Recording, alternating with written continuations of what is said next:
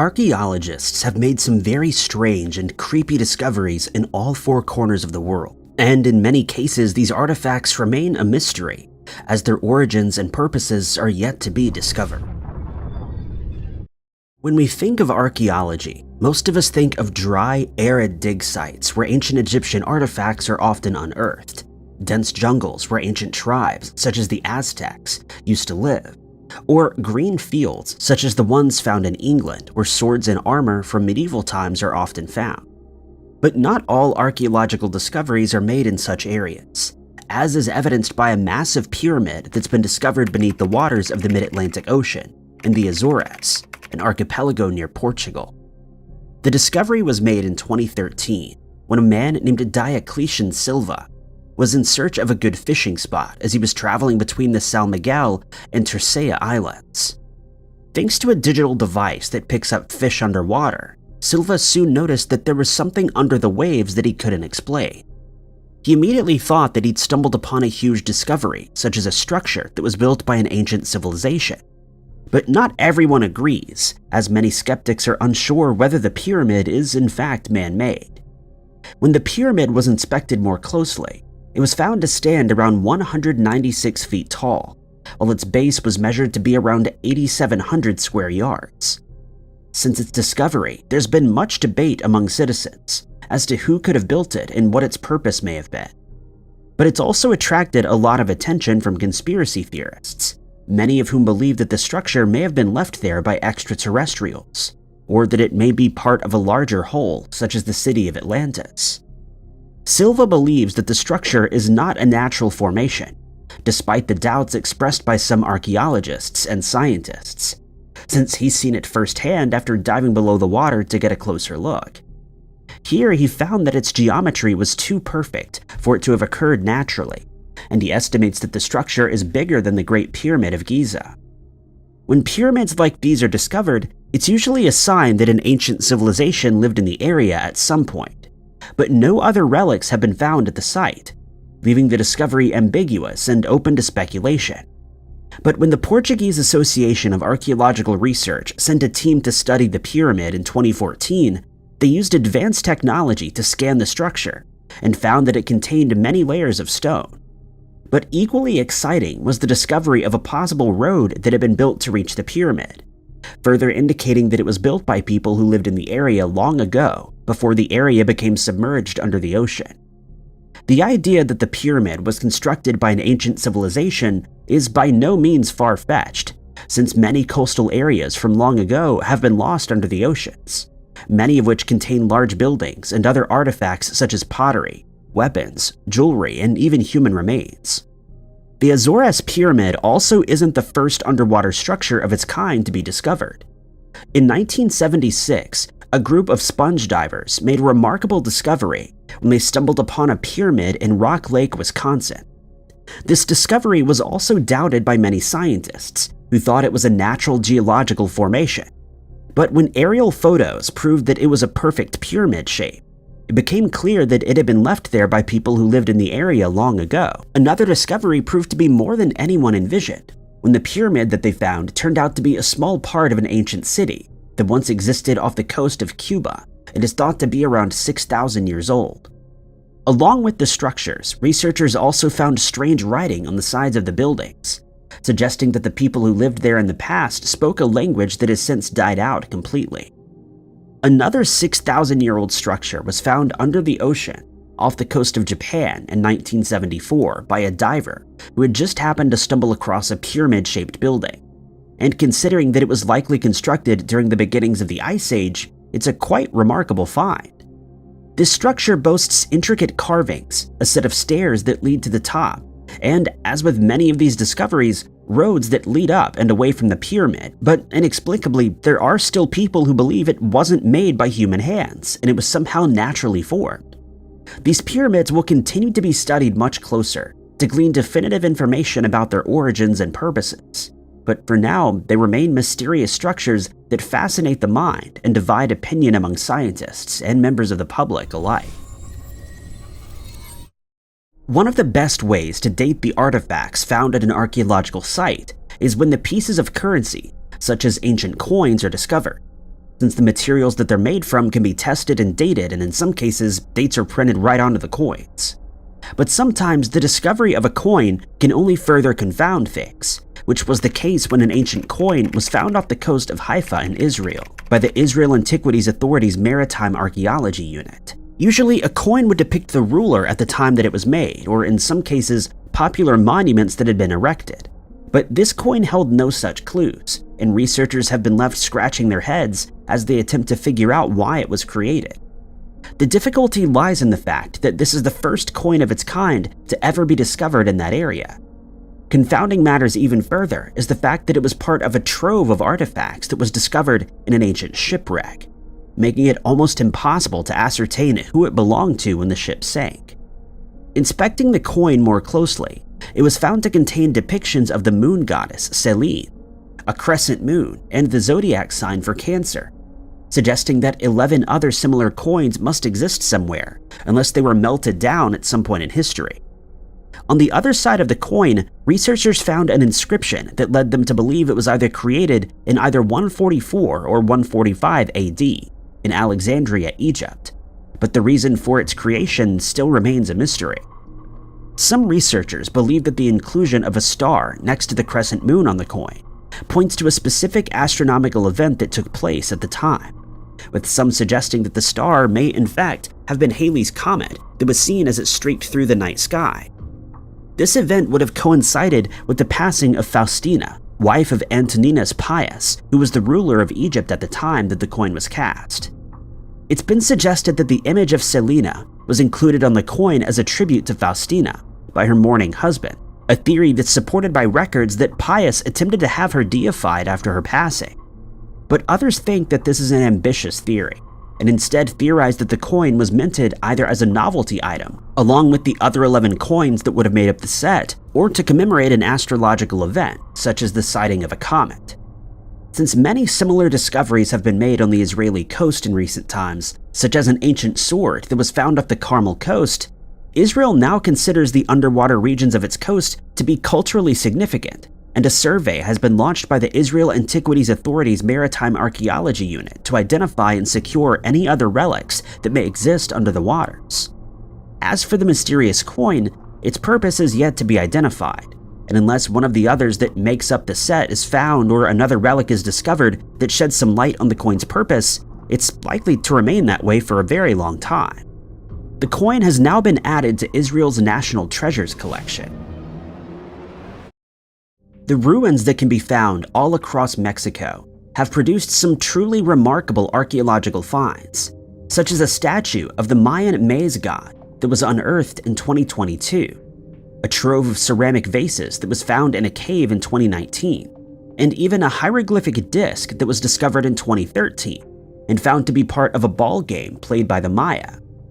But there have also been some truly strange finds, including kiln-fired clay whistles that were often carved into the shape of a human skull. When these types of whistles were first discovered, researchers believed they were children's toys and they weren't given much attention, even being placed in storage for years on end where they wouldn't see the light of day for a very long time. But this all changed with the discovery made in 1999 when archaeologists who were in the process of excavating the temple of Tlatelolco stumbled upon a set of human remains, something that's very common in their field, but it's what the skeleton held in its hands that's fascinated them the most. In each hand is one of these whistles, also known as resonators, and upon realizing that the man was the victim of a ritual sacrifice, they now knew that the whistles had some significance that had not been considered before. Since the whistles were found in a temple that was built in honor of the wind god, some researchers speculated that they were used to create the sound of the wind, but when they heard the terrifying sound that the whistles produced, they became less sure. And now there are many theories as to what the whistles were actually used for. Some of these whistles are carved to resemble skulls. Some are in the shape of birds and other animals, while others have more indistinct shapes that were likely carved for their practical use rather than the aesthetic appeal. The whistles that were found in Tlatelolco were put in storage and remained virtually untouched for the best part of 15 years, until one researcher decided to blow through one of the whistles to hear the creepy sound that it produces. Researchers believe that the whistles may have been used during ritual sacrifice ceremonies, and that their sound helped the sacrificed person be guided to the underworld after they passed away. The whistles produce a strange sound indeed, but no one is certain whether the Aztecs had a specific technique when blowing into it, as each whistle seems to produce only one tone. Hence, it isn't considered to be a musical instrument, but rather a resonator that's meant to invoke emotion while a ceremony is taking place. An archaeologist that focuses on musical instruments decided to perform a CT scan on the two whistles that were found in the temple, and he was surprised to learn that they functioned as a type of spring whistle. This means that the air that's blown into the whistle travels through a small chamber where it's then distorted, producing the strange and eerie sounds used during those rituals.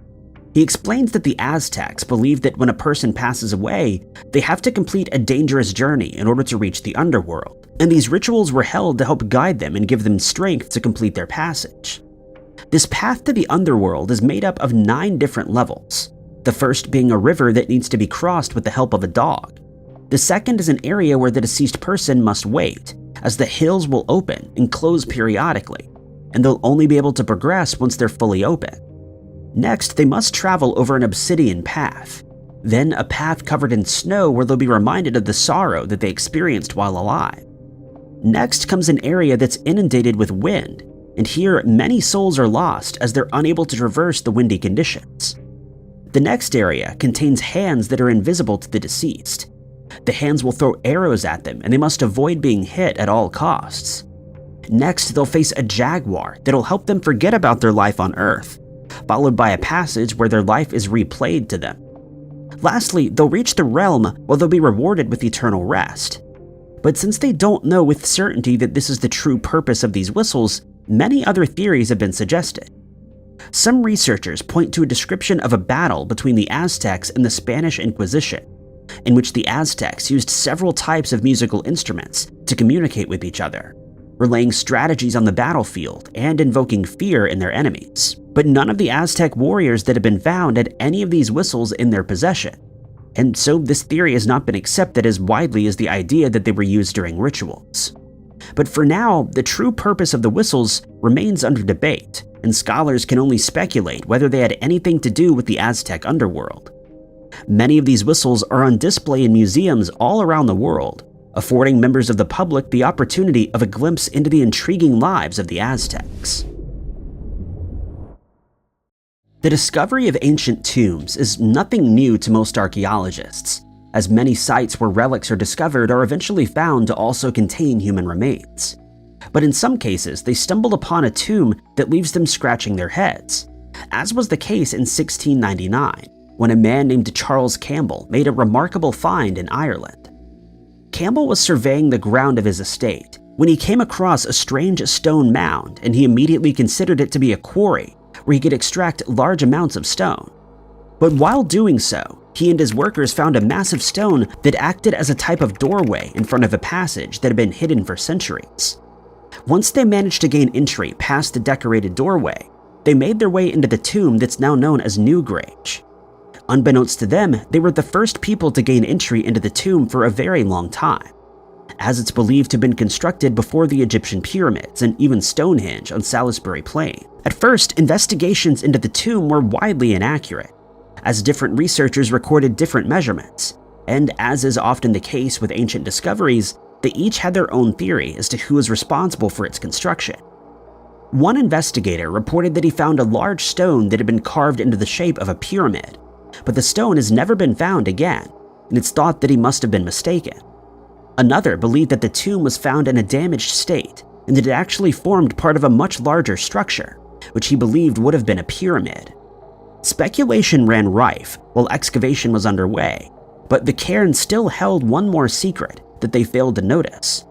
It wouldn't be until 1967, almost 3 centuries after its discovery, that Professor Michael O'Kelly made a discovery that changed the way researchers looked at the tomb, and we now know that it's a construction that's far more impressive than initially believed. While he was at the dig site, O'Kelly was fortunate to spot a small aperture in the tomb's construction, and he was surprised to learn that it had been included in the structure's construction on purpose.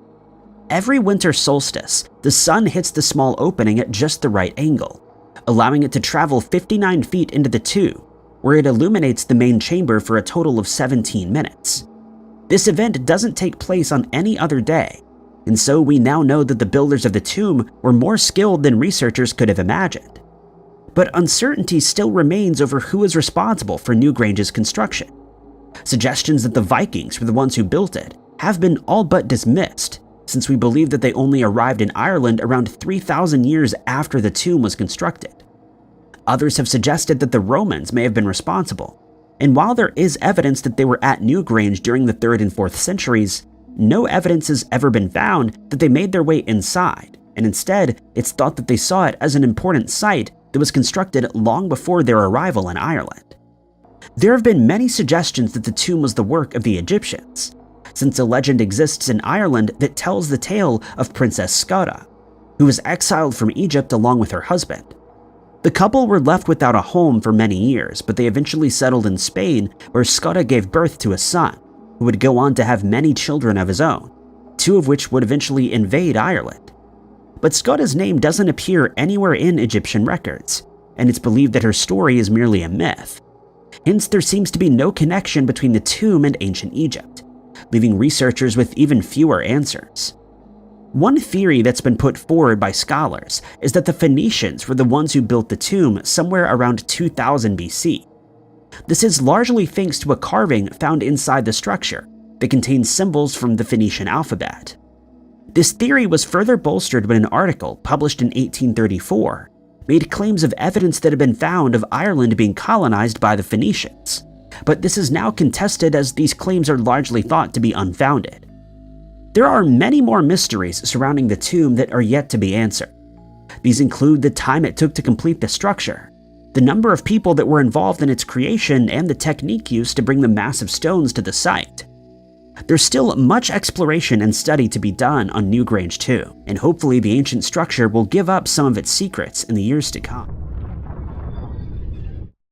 Imagine if an object existed that, if it were in your possession, would grant you immeasurable power, so great that you could rule over the entire Earth. It sounds like a very sought-after and possibly very dangerous weapon, but millions of people believe that it does exist in the form of a spear called the Holy Lance, also known as the Spear of Destiny or the Spear of Longinus. But why would a single weapon contain such unthinkable power? The answer lies in its origins, since it's believed to be the spear used by the Roman centurion Longinus to pierce Jesus' side as he hung on the cross during his crucifixion at Golgotha. But it's a relic shrouded in mystery, as not one, but 4 different spears have been claimed as the true Holy Lance. And if the rumors surrounding the spear are to be believed, it's had a hand in many victorious military campaigns. Author Trevor Ravenscroft suggested that the lance was once in the possession of the Roman Emperor Theodosius, who managed to conquer both the eastern and western halves of the Roman Empire. It's also said to have belonged to Constantine, who then created Constantinople, which at the time was the largest and richest city in all of Europe. Thanks to Constantine, Christianity became the foremost religion in Rome, but some sources claim that the spear was then pilfered by Alaric the Goth. Others claim that the spear made its way to Attila the Hun instead, and that it had a hand in his military campaign that saw him sack as many as 70 cities. The lance is then thought to have been owned by the Roman Emperor Justinian, who sought to restore the boundaries of ancient Rome. Thereafter, Justinian sent it to Jerusalem, but shortly after it fell into the hands of the Persians, as they launched a successful attack on the city in 614 CE. It then became the property of another emperor who kept it in his church, but then sent it back to Constantinople as enemy forces were at his doorstep. The lance would remain in Constantinople until 1453, when Sultan Mehmed II of the Ottoman Empire had it sent back to Rome, where it was kept, according to some sources, by the Pope. But as was mentioned before, this timeline is mere speculation, as it's also rumored to have been in possession of Charlemagne, who used it in completing 47 successful battles, personally wielding it as he fought enemy forces. However, it's rumored that when he accidentally dropped the spear on one occasion, he immediately passed away. Frederick Barbarossa, who ruled the Roman Empire, claims that many of his battles were won thanks to the spear, but he met an untimely demise after he dropped the lance while crossing a river, causing him to drown. In 1796, Napoleon had received word of the lance and that it was being kept in Nuremberg, But before he could get his hands on it, the city's ancient relics were moved to Vienna. Napoleon then went on to victory at the Battle of Austerlitz, after which he looked for the lance, but it had already been smuggled out of Vienna. When Napoleon passed away in 1821, the relic was brought back to Vienna, where it was kept in the Hofburg Museum. In September of 1912, Adolf Hitler was living in Vienna, and on one visit to the museum, he spotted the Holy Lance, a moment that he would claim changed his life forever. He would later recount the experience, saying that as soon as he laid eyes on the spear, he lost all awareness of his surroundings. He felt that he'd seen the spear before in an earlier life, and that he had used it as a weapon of great power centuries earlier. After he rose to power during World War II, he ordered the spear to be sent back to Nuremberg, where it was kept in St. Catherine's Church, but he would have it moved underground in 1944 as the war shifted in favor of Allied forces. On the 30th of April, 1945, the spear was seized by American soldiers an hour and 20 minutes before Hitler's life ended. This particular lance is now housed in the Hofburg Museum once more, where it will likely remain for a long time to come. Many people believe that the spear never really had any mystical power, but that it was all in the minds of its wielders, and since there's no solid proof to indicate which version of events is authentic, it's a mystery that may never be solved. After banks, casinos are the second most likely place Hollywood would want to set their heist thriller. In reality, the advanced security systems at casinos make it very difficult for anybody to walk out of one with stolen money. Those that do make it out the door are normally caught relatively quickly. But in 1992, one casino cashier walked away with $500,000 and was never seen or heard from again. The site of this heist was the Stardust Resort and Casino. The Stardust had been built in the 1950s. Like a lot of casinos on the Las Vegas Strip, it had organized crime connections. But by the 1970s, it was in the hands of a more legitimate company. In the 1980s, it would be bought by the Boyd Gaming Corporation and had firmly left its criminal history behind. In 1988, a man named Bill Brennan started working at the casino. Not much is known about Bill himself. He was born in Palmerston, Pennsylvania, and still had living relatives at the time. But he tended to keep to himself. He lived at a residential motel with his cat, and according to the building manager, had never caused any problems for anybody. At work, he was also unassuming and kept to himself. He was made a cashier at the sportsbook, part of the casino that would take bets on various sports. As time went on, Bill started to come into contact with some negative influences. Some of those were other members of staff, but the biggest was a high-roller gambler who frequented the casino. The gambler was never named in the media, but the staff at the Stardust knew he was shady. Bill was warned that the guy was nothing but trouble, but there appeared to be a charm that made Bill want to spend time with him. These negative influences had started rubbing off on Bill. In 1992, he demanded a supervisor position at the casino, but was denied the promotion. His boss didn't think it was a good idea for Bill to have that kind of responsibility. Bill was obviously frustrated by this, but he continued to show up for work as a cashier. His boss may not have wanted to give him the added responsibility, but Bill already had some serious responsibilities in his job. He had access to the security system at the casino. It wasn't as high-tech as things are today, but it was more than capable of catching and deterring most criminals. There were some holes, though. For example, there was CCTV, but not everyone in the casino and hotel was covered by CCTV at all times, and the CCTV wasn't always monitored. On top of this, at the end of his shift, Bill was responsible for collecting the night's takings and turning them in. It wasn't unusual for guards to see Bill carrying large amounts of money, especially at around 1:30 to 2 a.m. when his shift ended. September 22nd, 1992 was a busy night for the sportsbook part of the casino. Monday Night Football meant that there were a lot of gamblers in the casino and a lot of money coming in. At around 1:30 a.m., Bill was seen in the hotel area of the casino. It was the last time that anybody saw him. He had presumably walked out of the casino, though this wasn't caught on CCTV. At first, nobody realized anything was wrong, but when they looked at the takings for the night, the problem became obvious. There was about $225,000 in cash missing, and another $275,000 in chips. Going over the security cameras, staff couldn't find any clues as to where the cash had gone. It wasn't as if someone had come in with weapons and demanded the money. Eventually, Bill's absence was noticed, and the police were sent to his apartment to ask him some questions. Bill and his cat were both missing.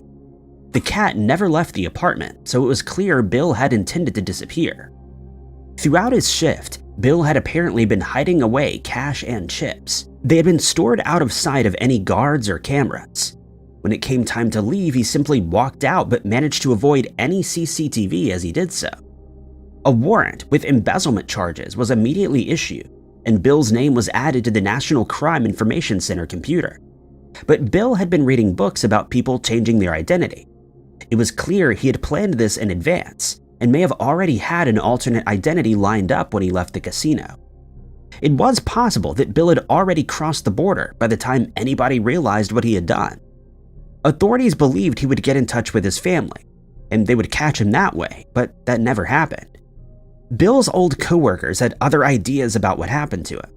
They didn't believe Bill had pulled off the heist alone. Some suspected the gambler, who conveniently also disappeared a few months after Bill vanished. Others thought Bill might have gotten involved in some organized crime group. The mob didn't have as strong of a presence in Las Vegas by the 1990s, but that didn't make the connection impossible. They believed that whoever Bill was working with decided to get rid of him. He may be buried somewhere in the desert surrounding Las Vegas, while the accomplice walked away with the $500,000. For a while, Bill was on the FBI's most wanted list and was featured on America's Most Wanted. But when the casino closed down in 2006, the case was dropped. Still, the truth about what happened to Bill, and if he's still alive today, remains a mystery. Seen in her home in North Miami, asleep in bed. When her son woke up the next morning, she was nowhere to be found. The disappearance of Noemi Gonzalez is an extremely strange case, and one that doesn't appear to have gotten as much attention as it deserves. Noemi was 54 at the time of her disappearance in 2014. She was born the youngest of 12 siblings and was still close to them all. Her brother lived next door in the other half of the duplex where she lived, and she would regularly call her other siblings just for a chat. She was described as a pillar of the community. By 2014, she was retired after a workplace injury, but she had previously worked as a receptionist at the local police station and as a crossing guard. Now she taught at a Sunday school and tutored children. She was well known and loved in the local area, which only made her disappearance even more baffling. On the evening of February 11, 2014, Noemi made a series of phone calls, but none of them were out of the ordinary. She chatted with the sibling and one of the children she tutored. At one point, she called her grandson to wish him a good night. Noemi's son, Pedrito, was living with her at the time after a falling out with his girlfriend. He reported that she went to bed between 10 and 10:30, and this was normal for her. At 2 a.m., Pedrito woke to use the bathroom and noticed his mother was still in bed. By the time Pedrito woke up at 8 a.m., Noemi had vanished. Noemi was an early riser, so it wasn't unusual for her to not be in bed by the time Pedrito woke up. It was unusual that she hadn't made her bed, but he wasn't worried until he went downstairs and found that Noemi wasn't there. Normally, the first thing his mother did in the morning was make coffee, but even that hadn't been done. It was as if she had woken up and immediately left the house. The door was unlocked, but all of Noemi's belongings had been left behind. That included her phone, purse, and house keys. Pedrito went to his uncle next door to see if he had seen or heard from Noemi, but she wasn't there either. After he called other family members to check on her, the family realized Noemi was missing. The police took the missing person case seriously straight away. Noemi had never done anything like this before, and the police struggled to find a reasonable explanation for her disappearance. They also described her as being like family, so they wanted to get to the bottom of the case as quickly as possible. Dogs were used to try to track down her scent, while divers searched local canals, but no sign of her was ever found. During the initial investigation, police found what looked like traces of blood in Noemi's bedroom. After an analysis, though, it was found that the fluid hadn't come from a person. There was no sign of foul play at the house. Nothing seemed to be out of place, and neither Pedrito nor Noemi's brother saw or heard anything out of the ordinary that night. One of the reasons why Noemi's family was so worried was that she also left behind her medication. Noemi had epilepsy, as well as cardiogenic syndrome, a heart problem that can cause fainting. She needed daily medication to manage her condition. Every day that went past without a sign of Noemi was a day that she was without her medication. Family and friends were able to raise a reward for information in this strange case. That reward gradually grew to $20,000. So far, it hasn't led to any clues being uncovered. There are a few theories about what might have happened to Noemi. One is that she had some kind of seizure and awoke in a confused state. Confused, she might have wandered out of the kitchen and then disappeared. She may have simply ended up in one of the many waterways nearby, or had come across someone who took advantage of her condition. It's also possible that she met with foul play without any medical issues at all. But there were no signs of foul play at the house, though it couldn't be ruled out. Someone would have had to have gotten Noemi out of the house somehow, which seems unlikely. Pedrito was the last person to see her, but he doesn't appear to have been a suspect at any point in the investigation. Noemi is described as being 5'1" and weighing 160 pounds at the time of her disappearance. She had gray hair, brown eyes, and birthmarks on her face and arm. Anyone with information can contact the North Miami Police Department at 305-471-8477. Whether the Lost Rhoades gold mine is a real mystery or just a legend depends on what people want to believe. But the story has captured enough imagination to be considered a true American mystery. Like all legends, the story of the lost gold mine has many different versions, but the most common one involves a mine abandoned by the Spanish and introduced to Thomas Rhoades by a Native American convert to the Mormon Church. The story began in around 1850, not long after the Church of Jesus Christ of the Latter-day Saints first moved out to the West. The Rhoades family was one of the first to head west and ended up in California just before the gold rush started. Thomas Rhoades worked for John Augustus Sutter, who became famous when he found gold on his property. Rhoades made a fortune in the gold mines before Brigham Young announced that Salt Lake Valley was the place where the church would stay. The Rhoades went to Salt Lake Valley and played an important part in building the community there. One of the main problems the church faced early on was a lack of funds. Most of the converts didn't have much money, and building a farming community in the Utah Territory was going to cost money. On top of that, as well as not having much money, it was generally frowned upon to have any. It could be seen as taking someone further away from God. Even so, money was necessary for the church to set up farms and everything else that it needed. Rhoades donated a huge amount of gold to the church, which was used to mint its coins. It's believed that Rhoades actually donated more than what the records show. Most of that gold likely came from Rhoades' experience in California. But according to the legend of the lost mine, there was another source. A chief named Wakara was one of the people that the Mormons managed to convert upon arriving in the Salt Lake area. He took the Christian name of Walker. He wanted to help the church raise funds and knew of one way to do it. Before the Dominguez Escalante expedition, other Spaniards had explored the area and set up gold mines. According to legend, this was at the expense of the Ute people. For some reason, the Spanish explorers abandoned the mine. The Native Americans had no use for the gold, so they had left it there, in a place whose name translates to "There dwells the Great Spirit." This place was sacred, but Walker announced that he would share the location with the church on a few conditions. The first was that the gold would go straight to the church. The second was that only one of the white men would know the location at a time, and he was forbidden from telling anybody else. He had to come alone, but he would be watched along the journey by Native Americans. Then he could take only from the mine what he could carry himself. Rhoades was chosen to go to the mine. It took weeks, but at the end of the first journey, he returned 62 pounds of gold. Rhoades made many journeys to the mine, but in 1955 he fell ill. His son, Caleb, was then chosen to take up the oath. Around the same time, Chief Walker passed away, and his brother Arapine took over leadership of the Ute people. He continued to allow Rhoades to make the journey to the secret mine. When Thomas Rhoades regained his health, he and his son would go together to the mine to extract wealth for the church. Eventually, a man named Chief Tabby took over the leadership of the Ute people and denied access to the mine. But Caleb allegedly continued to secretly go to the mine under the cover of darkness. He also continued the high level of donations to the church. It's not clear if the fact that the Rhoades had a secret mine was a secret itself, but by the end of Caleb's life, at least some knew of the gold. One of those was Edward Hartzell, who tried to follow Caleb to the mine on multiple occasions, but wasn't able to get to the actual location. After Caleb passed away, Hartzell married Caleb's widow, possibly to try to get to the location of the mine, but it didn't work. Before he passed away, Caleb tried to get a land lease from the US government, and many believe that the lost mine is hidden somewhere in that area.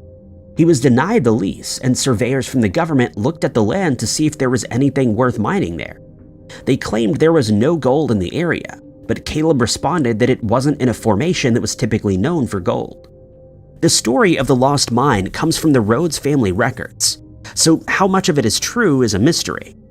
That hasn't stopped many from risking their lives to try to find the lost mine, and whatever gold might still be hidden inside. Not every unsolved mystery involves humans, and some of the strangest are those that come from the world around us. In these mysteries, we can't just ask the people involved what happened, and piecing together the information we do have doesn't always lead to an answer. In 2021, thousands of birds in the eastern United States contracted a mysterious disease. It hit songbirds, especially juveniles, and was unlike anything anybody had ever seen. The disease started to take hold in spring, but by August, all reports of the mysterious illness had stopped.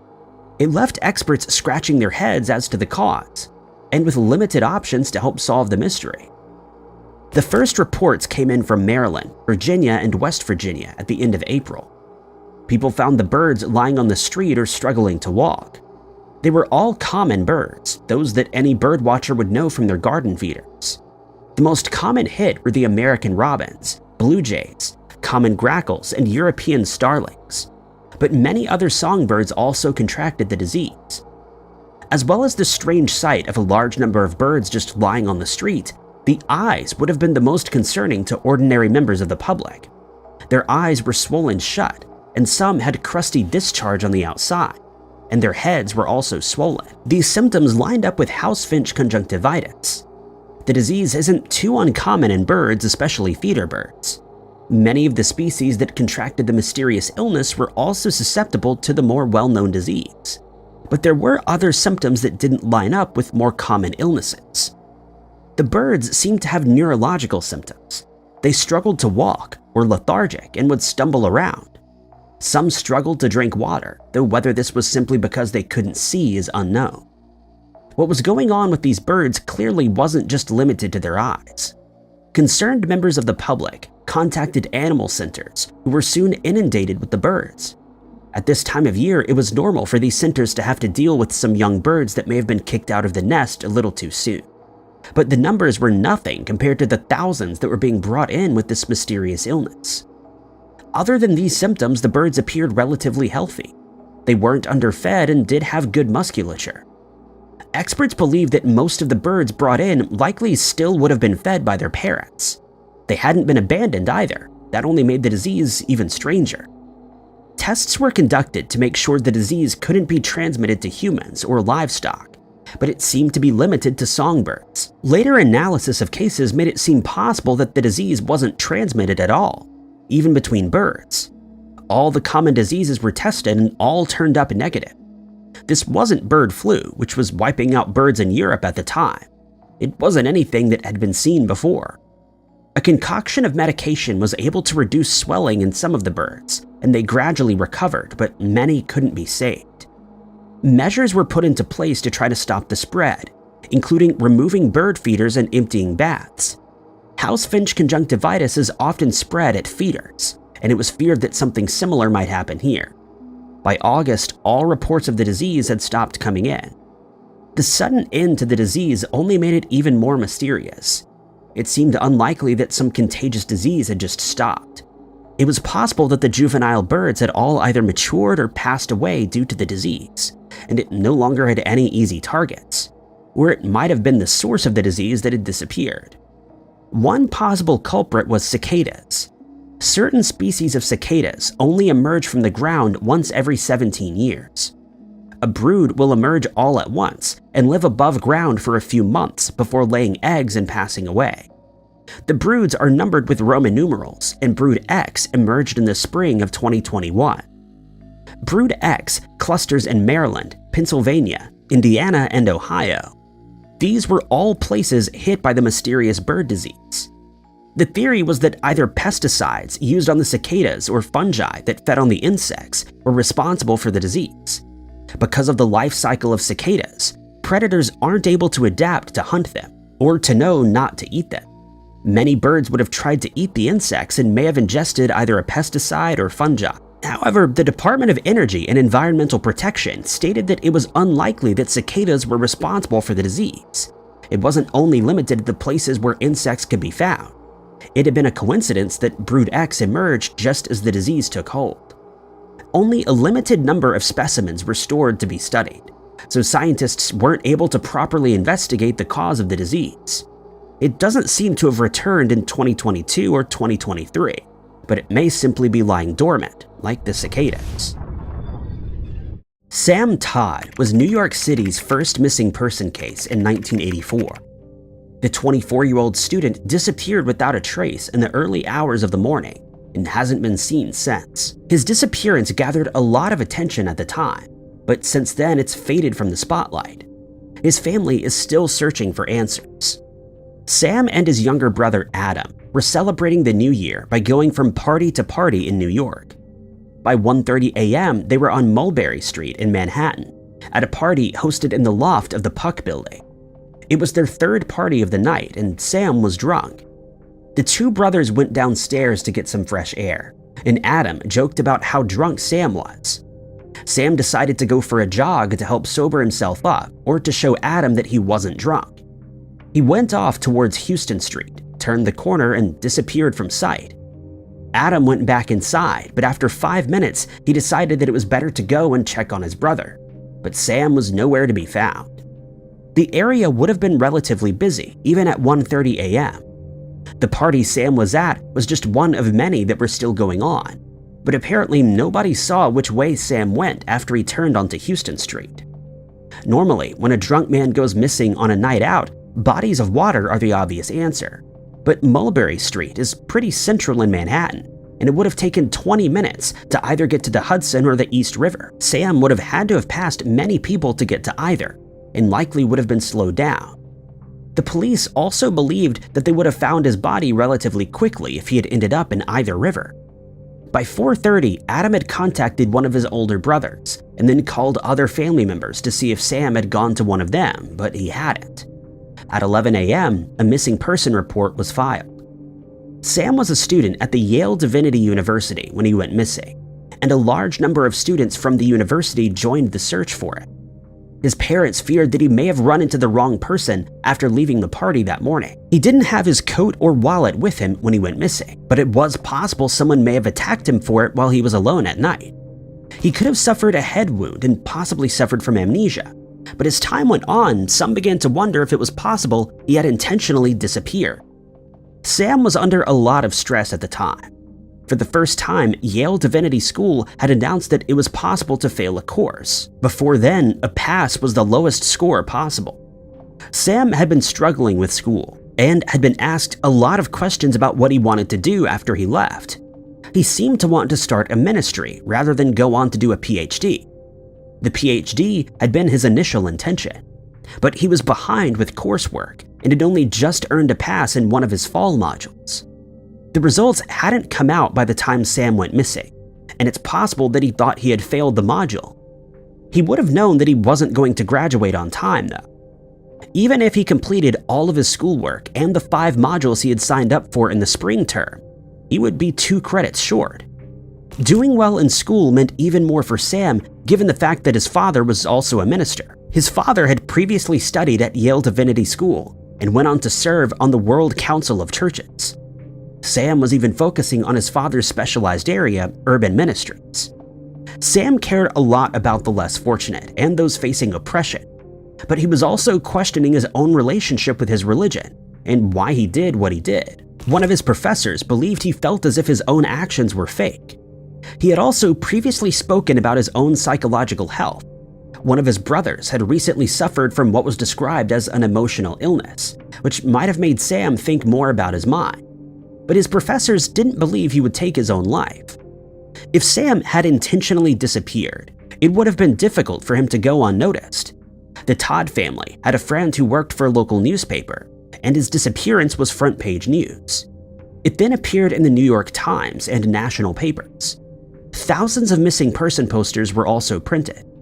There were a few possible sightings reported in the first months after his disappearance. One person believed they saw him at a homeless shelter, while another reported that he'd been washing car windshields. Police followed up on every lead, but none led to any clues about his disappearance. If alive, Todd would be 64 years old today. He's described as being 5'11" and weighing 135 pounds at the time of his disappearance. He had light brown hair and blue eyes and wore glasses. He had 2 small scars on his left cheek. During the 1960s and 70s, a strange experiment took place.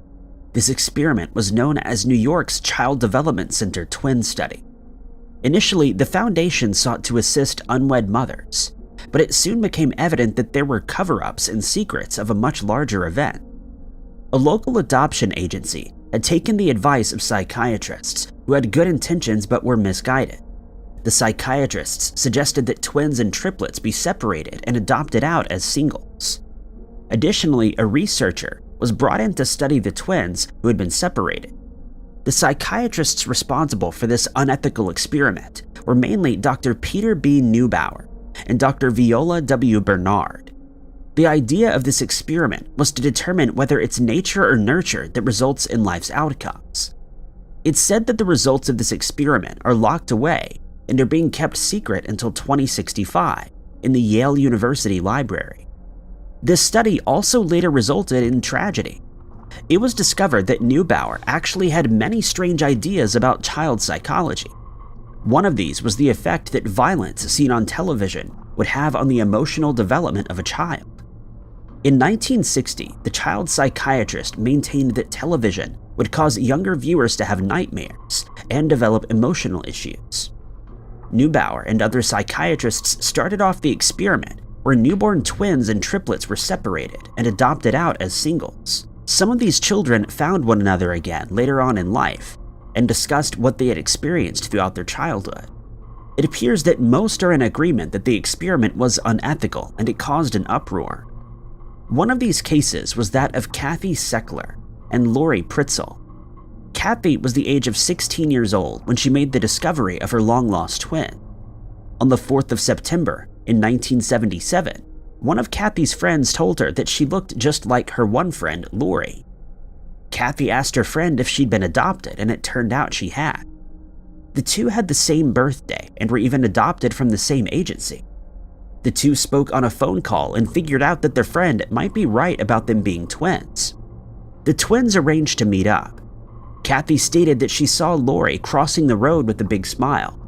She broke down into tears and they hugged one another. Kathy recalls feeling as though she was no longer alone and explained that she always felt different or out of place. Both of the women smoked and shared similar interests in dancing and drawing. They also enjoyed more or less the same type of music. Lori stated that this was a surreal experience for her and felt that she was looking in a mirror. Additionally, both of the adoptive parents knew that they had a twin sibling, but were instructed to keep it a secret. It was later discovered that the girls were part of this study. During the 1960s, the Louise Wise services had separated more than 10 sets of twins or triplets, and they were adopted out to other families. Lori and Kathy had been one of 6 sets of newborn identical twins that were split up from 1960 to 1969. Among those 6 sets was the famous case of a set of triplets. It was such a popular case that Netflix released a documentary about the story called 3 Identical Strangers. This case consisted of 3 boys who were triplets. The 3 were adopted out separately and ended up with the names Edward Gallant, David Kelman, and Robert Shafran. Neubauer wanted to see how each child would develop in differing environments. The three brothers were distributed into a working-class family, a middle-class, and an upper-class family. For the next 10 years, the boys would be visited by researchers to see how they would develop. This time, the families had no idea that each of the boys had siblings, and when applying for adoption, it was implied that a routine childhood development study would increase their chances of successfully adopting the child. One of the researchers, Samuel Abrams, claimed that this was due to ethical reasons. Upon the visits, the children would be observed playing and had to do IQ tests. The researchers would interview the family and later compared the results of each of these visits. One of the brothers, David, stated that he believed that even though none of them knew the others existed, they still grew up with separation anxiety. He also said in an interview that the people who had been studying the brothers knew that there was an issue and did nothing to help them. It was in their power to help the boys and they didn't. The triplets only found one another when they turned 19. Robert was going to Sullivan County Community College close to New York at the time. Some of the students there would randomly call him Eddie up until one of the students noticed that they were not the same person. Edward and David were just as surprised to learn that they were twins, and the story was published in the newspaper. It's believed that this is how Kelman came to find his long-lost siblings as well. Once the three brothers met, they became inseparable and became world famous. Later on, they opened up a restaurant together called Triplets Romanian Steakhouse. Unfortunately, the brothers each had mental health issues. It's undetermined whether or not that was a direct result from the experiment, but it may have been significantly better if they all had each other. Unfortunately, one of the brothers, Edward Galland, had taken his own life by 1995. Edward and David had both been in psychiatric hospitals a few times, and Robert was on probation after being charged with robbery in 1978, which resulted in a casualty. In interviews, the men described how similar their interests were, and their desires for the same things.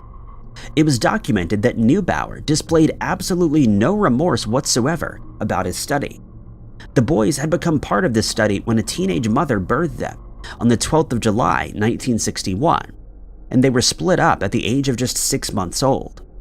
Another case that was set forth by Dr. Peter Neubauer was that of Ellen Carbone and Melanie Mertzel.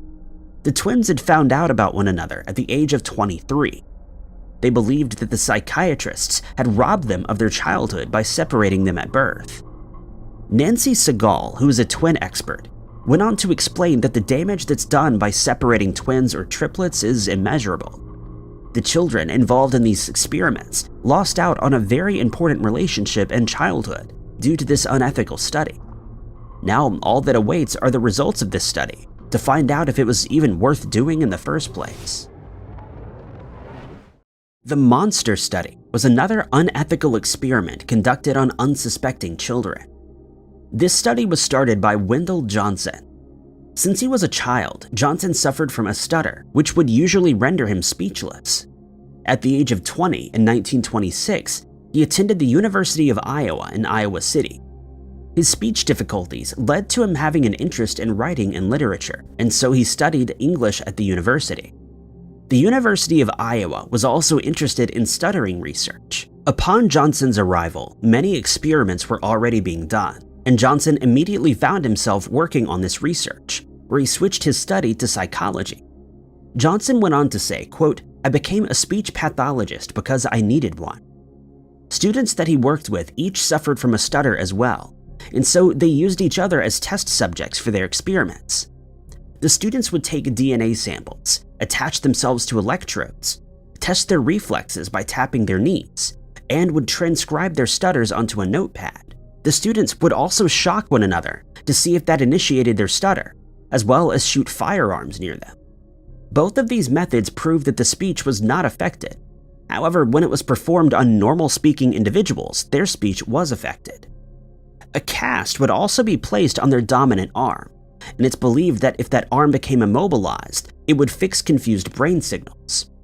Eventually, about 30 individual stutters, as well as Johnson's, could be heard on the Iowa University campus, with their arms in plaster and occasionally attempting to play badminton with the wrong arm. At the Iowa University, physiology became the explanation for stuttering. The lead professors of the department were convinced that the stuttering came from brain signals that were misdirected. A device called the electromyography was then used to experiment further and study neuromuscular activity, which was conducted on both people who stutter and people who do not. In one of the studies, the subjects had requisitioned alcohol from the hospital of the university and became slightly intoxicated. Obviously, this caused some level of impairment. Additionally, deeper experiments were done that revealed those who have a stutter showed subtle neuromuscular responses, as opposed to those who did not have a stutter. But Johnson was not convinced, and by 1937, he was an assistant professor. Johnson recalled that his speech had been completely normal up until the age of 6 years old.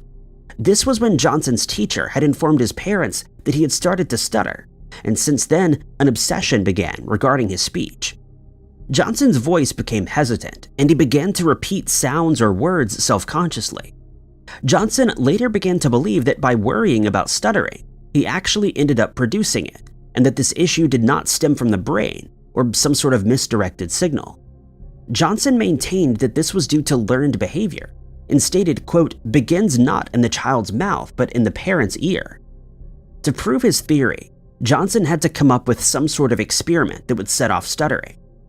In his reasoning, if a child could be influenced to stutter, then no physiological issue is required. In 1938, one of the psychology students, Mary Tudor, who was 22 years old, was recruited by Johnson to assist him with that exact experiment. Tudor's assignment was to see if telling normal-speaking children that they have a stutter would induce stuttering.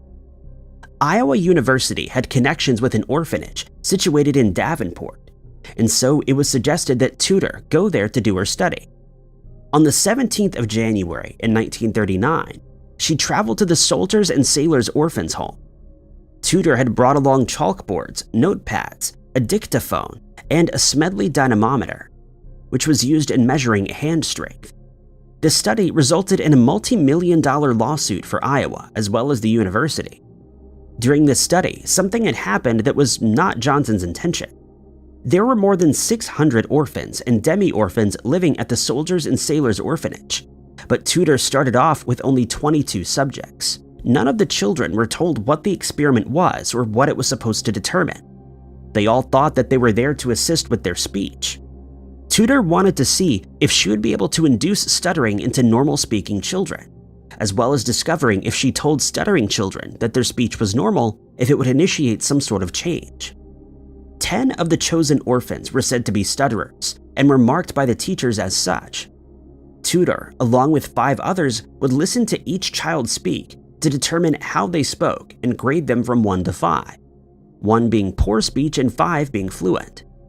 These 10 children with speech complications were divided into 2 separate rooms. There were 5 in Group 1A and 5 in Group 1B. The subjects of Group 1A were told that they did not stutter and that their speech was normal, even though this was not true. The second group was told that their speech was poor. The 12 subjects that remained were placed in Group 2A and 2B. Group 2A would be the start of an eventual lawsuit. These subjects could speak normally, but Group 2A was told that they could not speak normally and should correct their speech immediately, or not speak at all. The subjects of Group 2B were given compliments about their speech. During the study, it was discovered that handedness did not have an effect on the speech of the children. The study lasted from January all the way through May in 1939. Tudor would revisit the children every few weeks and speak to them for about 45 minutes each. She had a script to follow, which had been agreed on. She would say to some of the children that they would grow out of the stutter, and to others that they should not speak unless they could do so correctly. Initially, the children from Group 2A did not seem fazed. Upon more visits with the researcher, they did begin to exhibit some changes, though. One of the children found it difficult to speak during the visits with Tudor, even though she had spoken fluently a month prior. Another one of the children held her arm over her eyes, and another would speak significantly less. Soon, the children's school began to worsen, and some would no longer recite in class. One of the children began to fearfully correct himself, and the last child in this group became very withdrawn. She then ran away from the orphanage, only to end up in a much more strict and rough school for girls. Later in life, she had gotten married and stated in a phone call that the experiment ruined her life. This experiment was deemed so unethical due to the children not being told that they were involved in a study. The teachers of the school were also misled, and the study had never been published, making the benefits of the study essentially worthless. The University of Iowa later released a public apology for the unethical experiment, but the damage had already been done. Brain sampling is the suggestive study of living brain cells harvested from a living person. Only a very small amount of cells would be gathered from the subject, which would lead to the unlocking of some secret of the brain. But there's an ethical concern that lies here as well. Aside from the experimentation on actual living brain cells, scientists have actually begun to grow living human brains in laboratories. These models are being created to further understand the human brain. For years, people have been allowed to donate their body's organs to science, or for someone in need. Ethical issues come into play when it comes to the brain and brain cells, since the brain is responsible for absolutely everything in the body. This is why the creation of brain models was underway, but even that produces a set of problems. These accurate models will assist in understanding brain function, but the more advanced the model becomes and the closer it gets to becoming a human brain would produce a series of ethical problems. Tissue samples that are made up of stem cells are being grown. They're only the size of a pea, but they've been producing brain waves that are similar to that of premature babies. Neuroscientists believe that with the addition of living human brains, they'll be able to transform the medical field by learning further about the brain. While this may be true and potentially lead to cures for terminal illnesses, it's controversial whether or not this particular study has crossed an ethical line into human experimentation. Brain models that were growing at Harvard by some researchers showed a development in tissue from the neurons in the cerebral cortex to retinal cells. In 8 months, the brains had developed neural networks which set off some brain activity, allowing them to even respond to light when it was shown on them. A section of the University of Health Network, or UHN, known as the Krembil Brain Institute, collaborated with scientists from the Center for Addiction and Mental Health, or CAMH. These researchers made use of living cortical tissue from a human being that would be used to identify important aspects that make neurons in the human brain so unique. This study is said to be one of the first of these kinds of experiments and is one of the biggest studies relating to the variations of human cortical pyramidal cells. A neurosurgeon and scientist from the Krembil Brain Institute, Dr. Valiante, stated the goal of this study was to understand what makes human brain cells human. He went on to say that it was also used to determine exactly how the human neuron circuitry functions. Another scientist belonging to the Krembil Center for Neuroinformatics at CAMH, Dr. Tripathi, explained that the study was used to understand how human pyramidal cells, the neurons in the neocortex, were different from the upper and bottom areas of the neocortex. They went on to say that they would have liked to understand fully how electrical features of the neurons may support various aspects of cross-layer communication, as well as the generation of the brain's rhythm, which becomes disrupted with diseases of the brain such as epilepsy. The group of researchers, with consent, gathered the brain tissue after it was taken out of a patient during a routine surgery of epileptic patients, as well as those with brain tumors. Using a series of techniques, they were able to identify aspects of the individual cells in the slices of tissue, which included visualizations of detailed morphologies. Dr. Valiante explained that not much is known about the shapes or the electrical properties of human adult neurons, due to the rarity of being able to obtain living brain tissue from humans. In order to keep the tissue alive, it's placed into cerebrospinal fluid while still in the operating room. It's then transferred to the laboratory, where it'll be prepared to be experimented on. Accessing human tissue is difficult due to the requirement of a multidisciplinary communist, patient's consent, ethical issues, and ensuring patients' rights as well as their safety. Neurosurgeons collecting and also delivering these samples, as well as neuroscientists needing the correct and necessary facilities in order to conduct the research. The team at the Krembil Center made use of a large-scale data analysis to further determine the aspects that distinguish neurons in the group from one another. The properties that they had found were then compared with results found in other research centers conducting similar studies on brain tissue samples, which included the Allen Institute for Brain Sciences, situated in Seattle, Washington. The team had discovered a large amount of diversity of the neocortical pyramidal cells, electrophysiological aspects between neurons found at different levels in the neocortex, and they found certain features of deeper neurons enabled them to support other features of a cross-layer communication, as well as the generation of important brain rhythms. The different teams of researchers came to discover some unexpected differences between what they found in similar studies done in preclinical models. Dr. Tripathi believes that this is a likely reflection of the expansion of the human neocortex over the evolution of primates and mammals. Lead author of the study and scientific associate in Dr. Valiante's lab, Dr. Shame, stated that the results showed a notable diversity regarding the cortical pyramidal neurons, differences of similarly classified human, as well as preclinical neurons, and a hypothesis for the generation of cortical rhythms which are driven by the deeper layer neurons. The team was able to characterize 200 neurons from 61 individual patients, which ended up being the largest data set of this type of study, which brought together a decade's work at the Krembil Brain Institute as well as at the UHN. Another doctor who was a co-author of Dr. Valiante's work, as well as a postdoctoral researcher, Dr. Scott Rich, had stated, quote, "This unique data set will allow us to build computational models of the distinctly human brain." He furthered this by saying that it would be an invaluable study of human neuropathologies. Embryo mapping, also known as fate mapping, is a method used to understand how the cells of an embryo divide, migrate, and differentiate during the embryo's development. In the general embryo mapping experiments, the cells in different regions would be labeled with a dye. They would then track the embryo in order to determine which tissues and structures they'll form.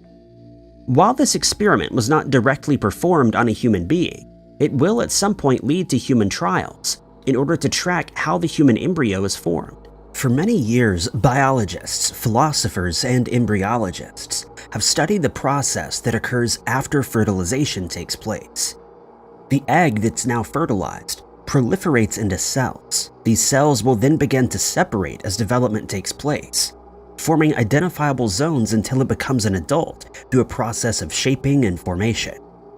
During the process, the cells will multiply and begin to differentiate. The progression of this process can be examined by tracking the path of each progenitor cell, and with the creation of a fate map, a two-dimensional image where the location of the cell and fate can be clearly marked. Fate mapping is used in tracking cell lineages, and the first ever cell lineage experiments were conducted by Edwin G. Conklin in 1905.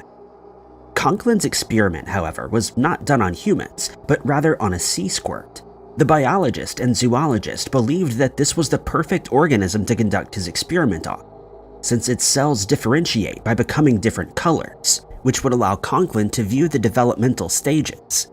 This led to the invention of alternative methods of fate mapping.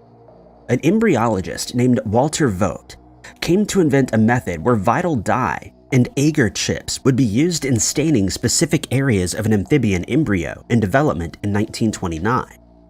Vogt used a specific dye, which he spread on agar on a microscope plate. Once it had dried, it was cut into smaller pieces and placed on certain parts of the embryo.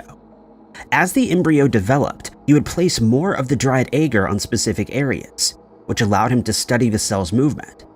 This experiment would then lead embryologists to the introduction of a new method of studying the shaping and formation of the embryo. More advanced techniques followed after this. The radioactive labeling and fluorescent dyes were among the more simple experiments. These techniques made use of a host embryo and a donor. The donor embryo would be treated with a dye, and a section is taken from it and placed onto the host embryo. Here, it'll join the development process, while the host continues to grow as normal. At the same point, if the embryo is sectioned with a cutting tool and examined with the use of a microscope, one would be able to see that the cells of the donor are distinguishable from the cells of the host. Genetic information is another method of generating a fate map. GFM, or genetic fate mapping, makes the use of two genetically engineered forms of a gene, known as alleles.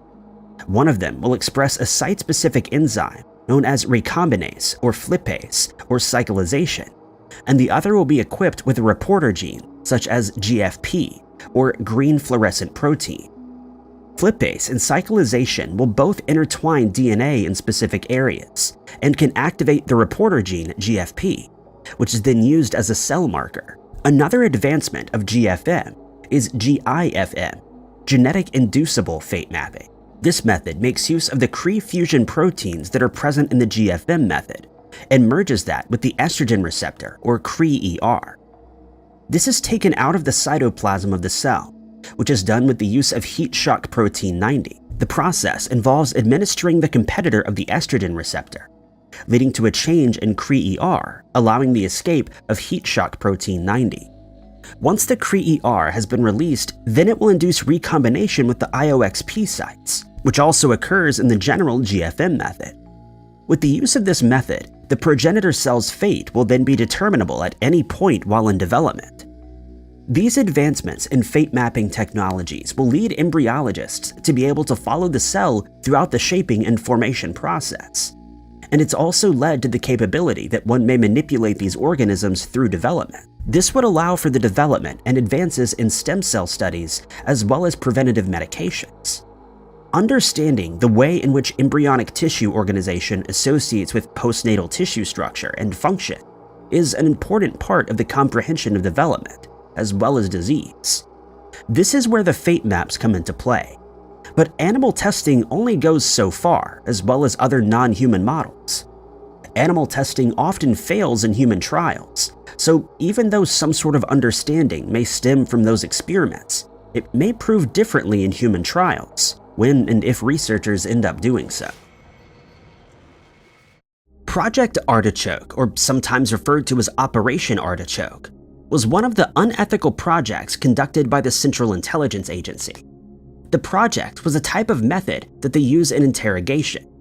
The operation stemmed from Project Bluebird on the 20th of August in 1951, which was being managed by the CIA's Office of Scientific Intelligence. Richard Helms wrote a memorandum to the CIA director named Alan Welsh Dulles, which indicated that Project Artichoke later became the well-known Project MKUltra on the 13th of April in 1953. One of the documents regarding Project Artichoke stated that not all viruses are meant to be lethal, and that the objective is a short-term and long-term incapacitating agent. Operation Artichoke focused on the study of hypnosis. It also pushed a morphine addiction onto subjects and then induced withdrawal, chemicals such as LSD, which would cause amnesia, as well as other symptoms. While many conspiracy theories circulated regarding the Central Intelligence Agency, this one is one of truth. Operation Artichoke was used as a mind control program. It was used to collect information along with other divisions of intelligence, including the Army, Air Force, FBI, and the Navy. The extent of the operation was put forth in a memo in January of 1952, where it was stated, quote, "Can we get control of an individual to the point where he'll do our bidding against his will, and even against fundamental laws of nature, such as self-preservation?" It was used to find out whether or not a person could be influenced to involuntarily carry out acts of attempted assassination. Additionally, the name Project Artichoke was used as the CIA's code name for the experiments they conducted in the area, as well as overseas with the use of LSD. Hypnosis as well as isolation were both also used as a method of physiological harassment. Upon leaving the experiment, the subjects would feel fogged, which resulted in amnesia and faulty memories of whatever they had experienced while in operation. The name of the operation derived from the New York City criminal Ciro Terranova, who was often referred to as the Artichoke King. It was later disputed as to which CIA department would take over the project, until its agreement landed on Paul F. Gaynor, one of the agents from the CIA research staff and former US Army Brigadier General. The unethical experiments were done on who the CIA believed to be the less intelligent individuals. This included military prisoners, racial minorities, as well as homosexuals. Project Artichoke has been taking place in isolated sections of Japan, Europe, the Philippines, as well as Asia. Some of the documentation for Project Artichoke was approved for release in 2002. These pages revealed a series of unethical information regarding the project. It detailed that in 1946, many different types of drugs were being used to assist in interrogations. These experiments were performed on at least 88 individuals with the use of drugs including benzodrine, caffeine, alcohol, THCO, and devil's breath. Benzodrine is used in the treatment of ADHD, narcolepsy, and even obesity. THCO is created through a chemical process where one would use acetic anhydride, which is often used in the making of fibers, plastics, dyes, as well as explosives. Devil's breath is a chemical that may induce cardiac disorders, and a drug used for the treatment of respiratory disorders, and in the treatment of motion sickness or nausea after an operation. It may sometimes be used to decrease the amount of saliva production before a surgery is due. In addition to these drugs, it was revealed that mescaline, cannabis indica, and cannabis sativa were among the products that were used. In the documentation, there's a subheading labeled hypnosis. This category explains that there's a collection of files, tapes, and films about hypnotism, and that the material is an indicator of the interest in the act of hypnotism. The material has been studied by authorities, and some agency employees have been trained in the acts of hypnotism. It details that hypnosis testing was being performed on volunteer subjects from 1951 to 1954. A report in 1954 claimed that these experiments were not hazardous, and that they did exhibit strong features of hypnotism being used as a means of offensive and defensive aid. Additionally, it appeared that there were experiments conducted through a disguised means of hypnosis, through mechanical ways such as the use of audiometers, polygraph tests, and ECGs or EKGs. As for the budget of this experiment, $65,515 was proposed initially by the Table of Organization for the Technical Research Staff, or TRS, for the year of 1952. TRS was also the organization responsible for Project Bluebird's operations and research with a table of 4. In 1953, the Table of Organization grew to 6. Operation Artichoke began seeing guidance from 1951 to 1953 from the committee. The documentation proved that there was no evidence of attempts. There was no implication stating that the CIA was in fact trying to use mind control in the act of an assassination. In 1976, the Senate Select Committee on Intelligence released a report which stated that the agency had been behind the plotting of 3 assassinations, as well as being indirectly involved in various other assassinations and attempts. As expressed in the documentation, the team involved in Operation Artichoke had consisted of psychologists, psychiatrists, and drug experts, along with interrogation experts. The team was asked to evaluate the following hypothetical issue in January of 1954.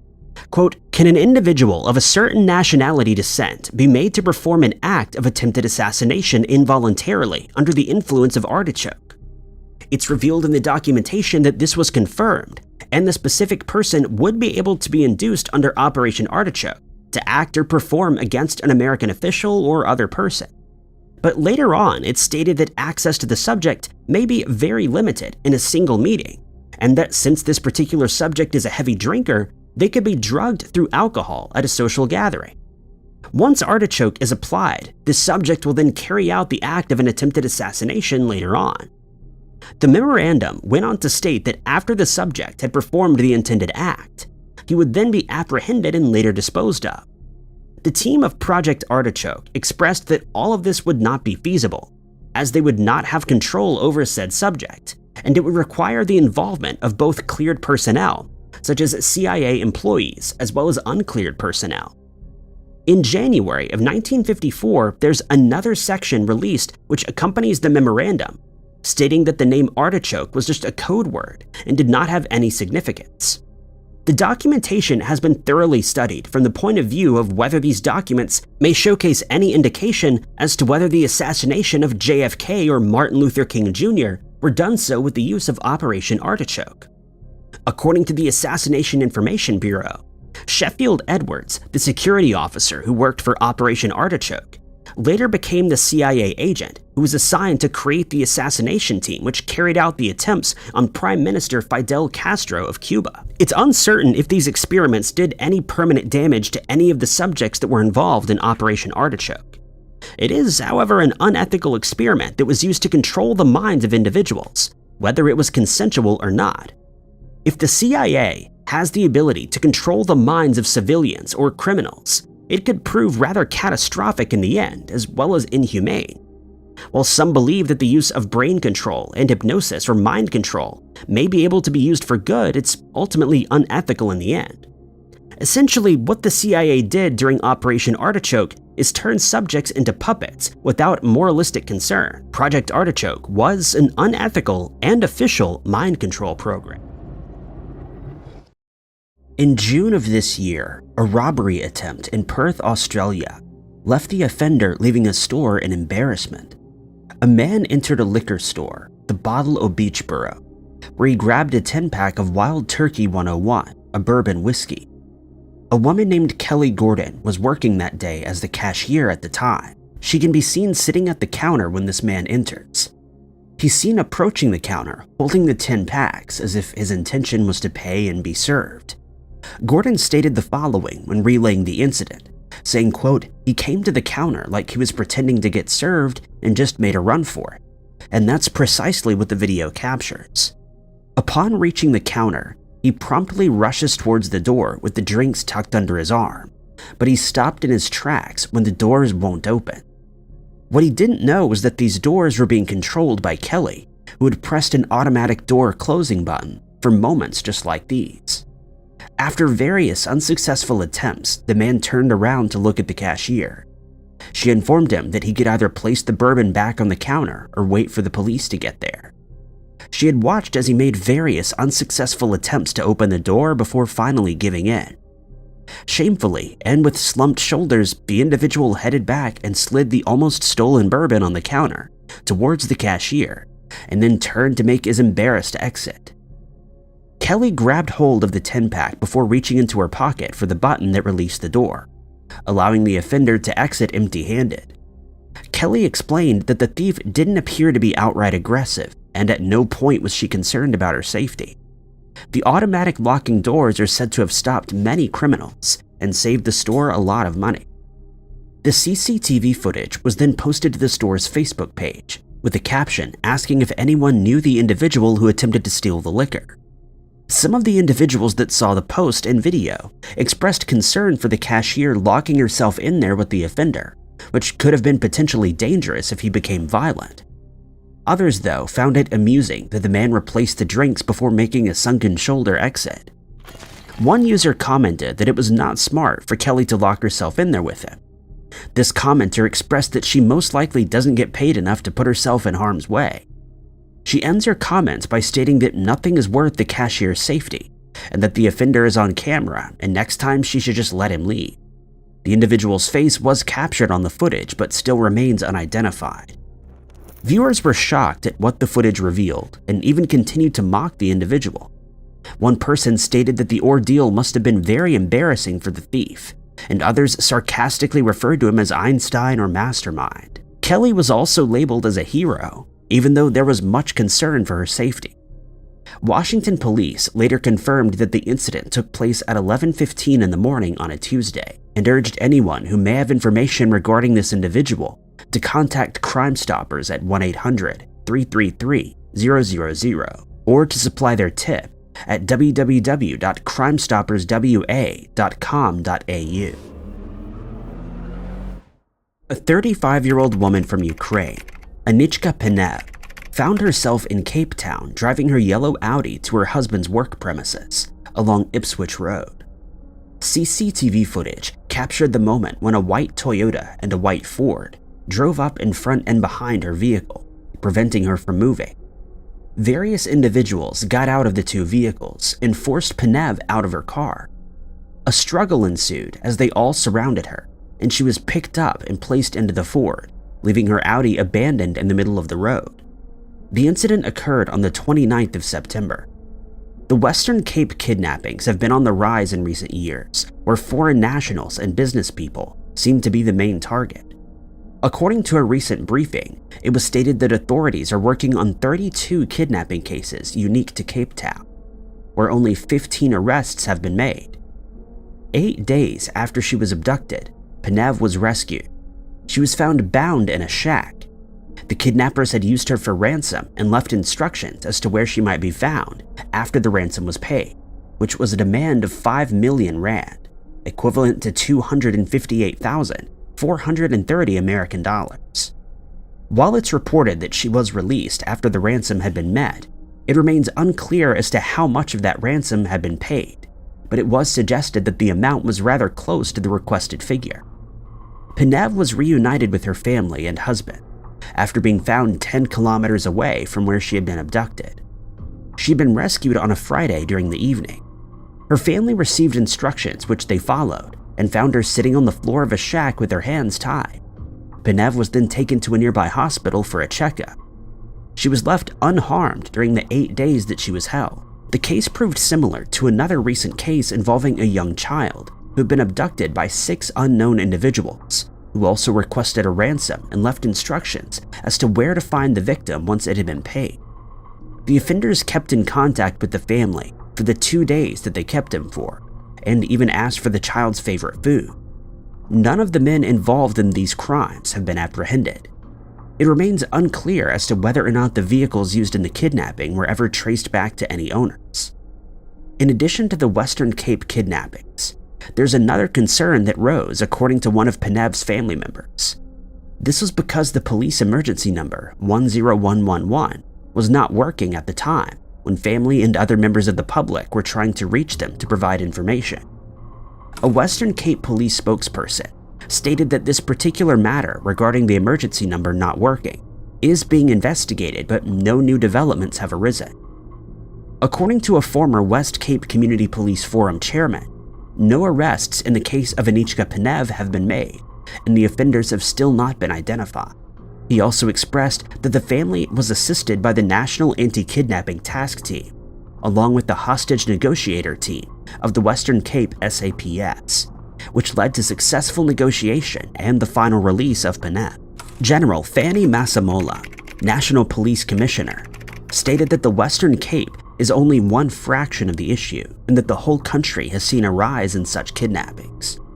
He went on to say that the Western Cape authorities are implementing the same strategies as the upcountry areas. They've been making use of teams from both national and provincial authorities and other law enforcement task forces. It was maintained that no further incidents have been reported. It was stated at a standing committee meeting that the Western Cape officials made use of crime intelligence, the state security agency, Hawks, and a prosecutor to crack down on the rise in kidnappings. The city of Cape Town has also become part of the operations after offering its services at various times. It was also maintained that Pinev's abduction is being thoroughly investigated by all capacities, which are inclusive of national expertise. One of the committee members asked how many arrests and convictions had been made. They were met with an answer stating that the topic was not on the agenda and that this data was not on hand at the time. It was said that there are a large number of individuals relating to kidnappings and extortion who are in custody. Additionally, there's a large number of these criminal cases running in court. None of these various criminals appear to be related to the abduction of Pinev, as she and her family wait for justice to be served. Unfortunately, the video provided doesn't outline any identifiable features of the offenders, aside from the 2 vehicles. A failed and awkward robbery was captured on CCTV in a nail salon in Atlanta, Georgia, which appears to be one of the most awkward attempted robberies. The video shows an unidentified man entering the salon with his hand inside a bag, where he's pretending as if he's armed with a weapon. In the video, customers can be seen seated near the entrance, remaining calm and not even looking up from their cell phones. The offender begins yelling at them and demanding that they give him their money, but not a single person moves or appears frightened in any way. The offender had even approached the man at the register, who answered a phone call, who also seemed undisturbed by the event and was far too busy to be dealing with the offender. He demands that everyone get down and give him all their money, to empty their pockets, and asked where the money is. Upon approaching the cashier, one of the customers got up to make their escape, calmly, but the assailant saw them and snatched her phone out of her hand after demanding more money from her. She can be seen putting her hands up as he approaches her. She stated that she didn't have any money to give him, leading to him grabbing the phone. He again demands money while maintaining the idea that he has a concealed weapon. His demands, though, fall on deaf ears, and he's awarded with zero reaction. After receiving no reaction from any of the individuals in the salon, he stands for a moment to awkwardly look around the room before making his exit with nothing aside from the woman's phone. No one was injured at all by the incident. Authorities were contacted after the attempted robbery and the woman's phone was recovered. The offender, though, has not yet been apprehended or identified, although his face is obvious throughout the course of the footage despite his attempted disguise with sunglasses and hat. Crime Stoppers is in the process of working on identifying and apprehending the man. One of the customers who was in the store at the time of the attempted robbery was Lisa Barrow. She stated in an interview that the owner, who was the man behind the register, appeared momentarily afraid at first, but he maintained his composure and kept the rest of the people calm, while at the same time speaking on the phone. The assailant even appeared shocked at what was happening. The customers and owner did not know for sure if the man was armed or not, but still decided not to acknowledge the robber. Although this was a rather serious situation, many viewers couldn't help but laugh and joke at the incident. Some stated that they felt sorry for the man who left with embarrassment after receiving no reaction and leaving empty-handed. One individual commented saying that the video was rather funny and that he'd never seen anyone just get up and walk out like that. Another stated that the customer treated him as if he didn't even exist. They further stated that they even felt bad for the man. Luckily, the customers and other people in the store were left unharmed and untraumatized by the event that occurred there. Although he made off with a cell phone, he ultimately ended up empty-handed since the phone was later uncovered and given back to the woman. This video is said to have gone viral as one of the most embarrassing failed robberies of all time. Everyone in the store is applauded for their bravery and for remaining calm throughout the ordeal, including the owner. On the 2nd of March of this year, police officers were called to Cameron Street in Sydney just before 1 in the afternoon after an alleged report of an assault on a 39-year-old male individual. The report stated that he'd been ambushed and assaulted by 3 offenders who remained unidentified. It was stated that a Ford Ranger had pulled up alongside the man in his vehicle. One of the 3 men used an electronic taser to subdue the man and tried to force him into their car. Luckily, the victim fought back and made his escape with minor injuries, and so the 3 men drove off in their vehicle. St. George police found themselves in Cameron Street where the incident took place and established a crime scene there. Not long after this, another report was made for officers to attend an apparent vehicle fire. A second crime scene was established where the Ford Ranger was discovered burnt out and abandoned, 1.6 kilometers away from where the attempted abduction had taken place. Local police had conducted some investigating before the case was handed over to detectives of the State Crime Command's Robbery and Serious Crime Squad, who investigated the case further. CCTV footage was then released, revealing videos of 2 different vehicles suspected of being involved in the attempted abduction. One vehicle is a white Ford Ranger, and the other is a white Mercedes sedan. Both of these had been seen in the area on the same day of the alleged kidnapping. Detectives involved with the case are asking for assistance in identifying the sedan and would like to know who'd been driving both of these vehicles on the 2nd of March, as they'd like to question the occupants. It's asked that if anyone has knowledge of the 2 vehicles' movements on this day, they should report it to Crime Stoppers on 180-0333-000. Alternatively, you can leave a tip on nsw.crimestoppers.com.au, where all information supplied is handled as confidential. Individuals are encouraged not to report any tips on the local police pages, as it may reveal their identity and put them at risk. Images were also released showing the 2 different vehicles that were used in the failed abduction. The victim has since recovered from any injuries he sustained during the attack, and has been transported to the St. George Hospital. He sustained some bruising during the ordeal. Authorities wish to identify the 3 people who planned this attack, and so does the community. Authorities are still on the hunt for these 3 men after this failed abduction, where they tried to force the unsuspecting man into their Ranger. It's uncertain as to what events led up to the vehicle being found on fire and abandoned, and no description of the individuals who carried out the crime was released either. Luckily for the victim, he didn't sustain any serious injuries, and the offenders were unable to successfully get him into their vehicle. The case remains open and any information is welcomed and encouraged that leads to the arrest of the individuals. On the 27th of September in 2023, CCTV footage captured an armed robbery that took place at 9:30 in the evening.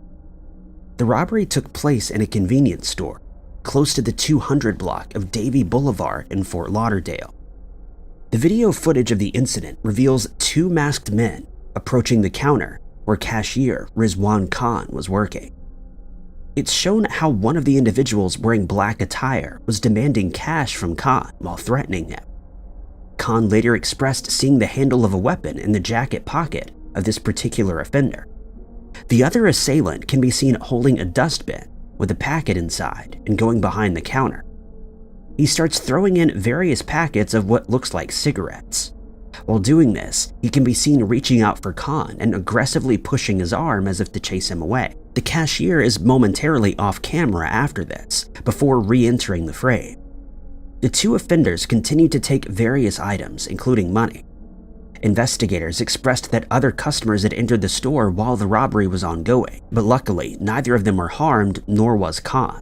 Khan then expressed that once the customers had come in, the assailants became scared and made off where they dropped a few packets of cigarettes upon exiting the scene. They additionally made away with a couple $100s.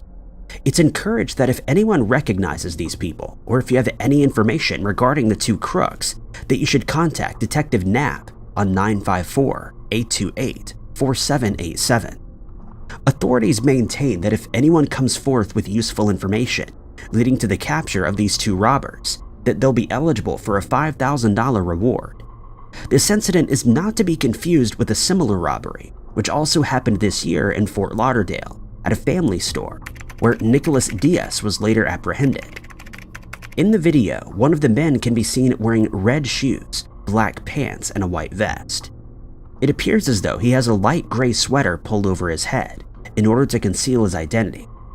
This individual appears to be the one responsible for gathering all the goods. Any witnesses are urged to report to the authorities if they recall seeing anyone dressed this way in the immediate area of the store, which is located on Davie Boulevard near Carter School of Excellence. The bright red shoes and white gloves are the most prominent features and would make it easier to recognize them. The second offender, who appears to be the orchestrator, does not have any easily identifiable features. He wears plain black clothing and has a mask over his face, though it does appear that he might have light-colored hair in the video. Another contact number was supplied by a news channel for any witnesses to provide information. It's listed as 954-493-TIPS. Luckily, the cashier was left uninjured, and so were the other individuals who had entered the scene. The authorities remain on the lookout for these two men, who successfully stole various items as well as some of the store's cash. Satellite imagery of the area has also been supplied on the local 10 News website, should anyone remember seeing an identifiable person in this area relating to the crime. It also remains unconfirmed if the customers who entered the store saw any facial or other identifiable features. In 2019, video footage revealed a not-so-uncommon ordeal in South Africa. The footage was captured on a camera belonging to TimeLink Cargo, a trucking company. In the video, a white 4x4 can be seen parked on the roadside. These individuals can be seen standing next to the vehicle wearing police attire. Two of them are wearing police reflective vests, while the other two can be seen wearing a bulletproof vest. The men are not real cops, but are in fact impersonating them. They stop the trucker, who pulls over thinking that this is just a routine traffic check. He'd been on his way to Cape Town, South Africa, traveling on the N12. The footage shows the outside as well as the inside of the truck, and the driver can be seen opening the door as the fake officers approach. They appear to be inspecting the front of the truck to seem like real cops. The driver searches through their wallet before jumping out of the truck as requested by the impersonators. There are now 4 bogus policemen along with the truck driver, who's calmly guided into the 4x4. 2 of the men were outside of the vehicle and got in and shut the doors before driving off with the truck driver. The video footage inside the truck reveals one of the men getting into it, and shows the individual putting gloves on before placing his hands on the steering wheel. Luckily, his face is completely visible. The man drives the truck a short distance before the white 4x4 is spotted on the side of the road again. This time, a red car is in front of them. The 4x4 drives off again while the red car remains behind, appearing rather suspicious.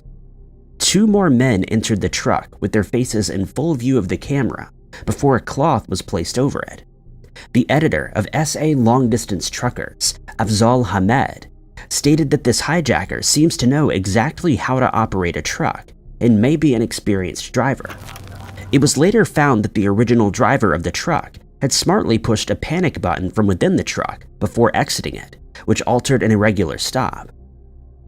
Hamed got in contact with the trucking company, and the vehicle was found within a matter of hours. He also pointed to the fact that this had been the 3rd truck hijacking to occur within the past 3 months. It was urged by the police spokesperson that motorists ask authorities to produce their identity to be certain that they're dealing with actual police officers. The hijackers escaped and left the truck behind. He was unharmed, but the offenders made their escape and are still at large. This was not the only fake traffic stop that resulted in a hijacking. A publication was made in June of this year, where another 3 fake cops had hijacked a truck, which is said to have been transporting 4 million rand worth of cigarettes, equivalent to $210,800 US. This incident took place in Pretoria, in the Free State of Coppies. The footage shows a white car pulling up in front of the truck with the back door open. Entering into the frame was a fake police officer and the truck driver, while another man exited the white car. He's guided into the car just as the first trucker had been. The hijackers get into the car and shut the doors while another man gets out and makes his way toward the truck. The owner of the truck stated that his driver was delivering the stock to Cape Town on Tuesday, and he was stopped at what appeared to be another routine traffic check. The owner had furthered this by stating that there was supposed to be an escort following the truck, but they had not shown up even though her company had booked one. The driver of the truck said that he'd not even seen an escort. It was found that the escort vehicle had been quite a distance away, and they're not sure why they would have left the truck driver.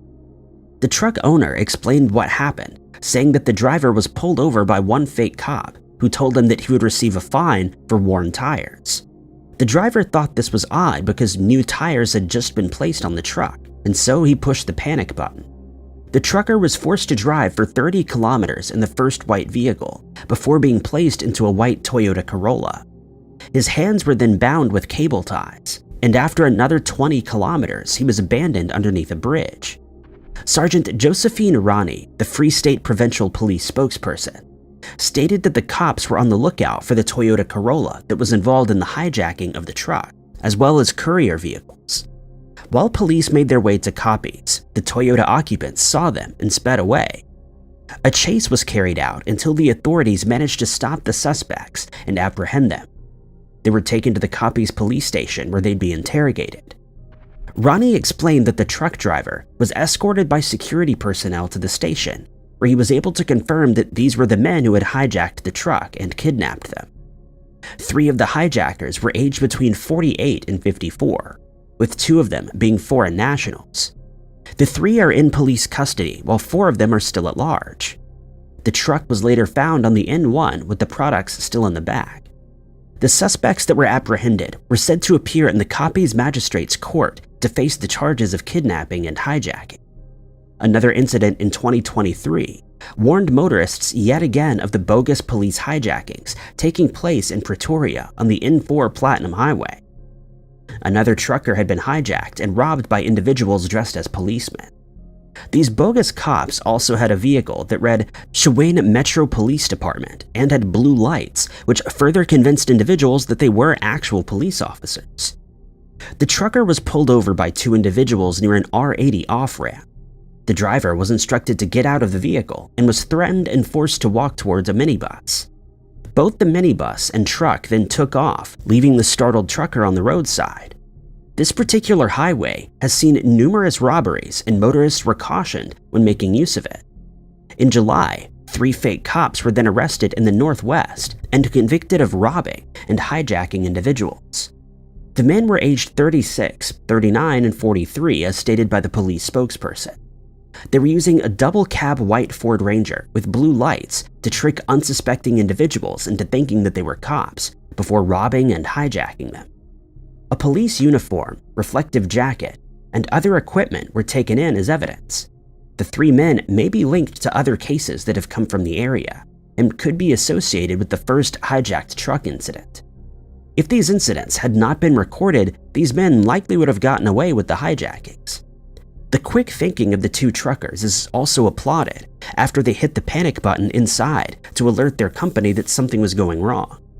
It's still uncertain as to why the escort abandoned the second trucker, but it could have been planned by the hijackers as well. Hopefully, all of the offenders are identified and brought to justice with the help of the camera footage. A strange and terrifying occurrence took place on a New York Bronx subway. The incident occurred at 2:45 in the morning on a Monday in January of 2020.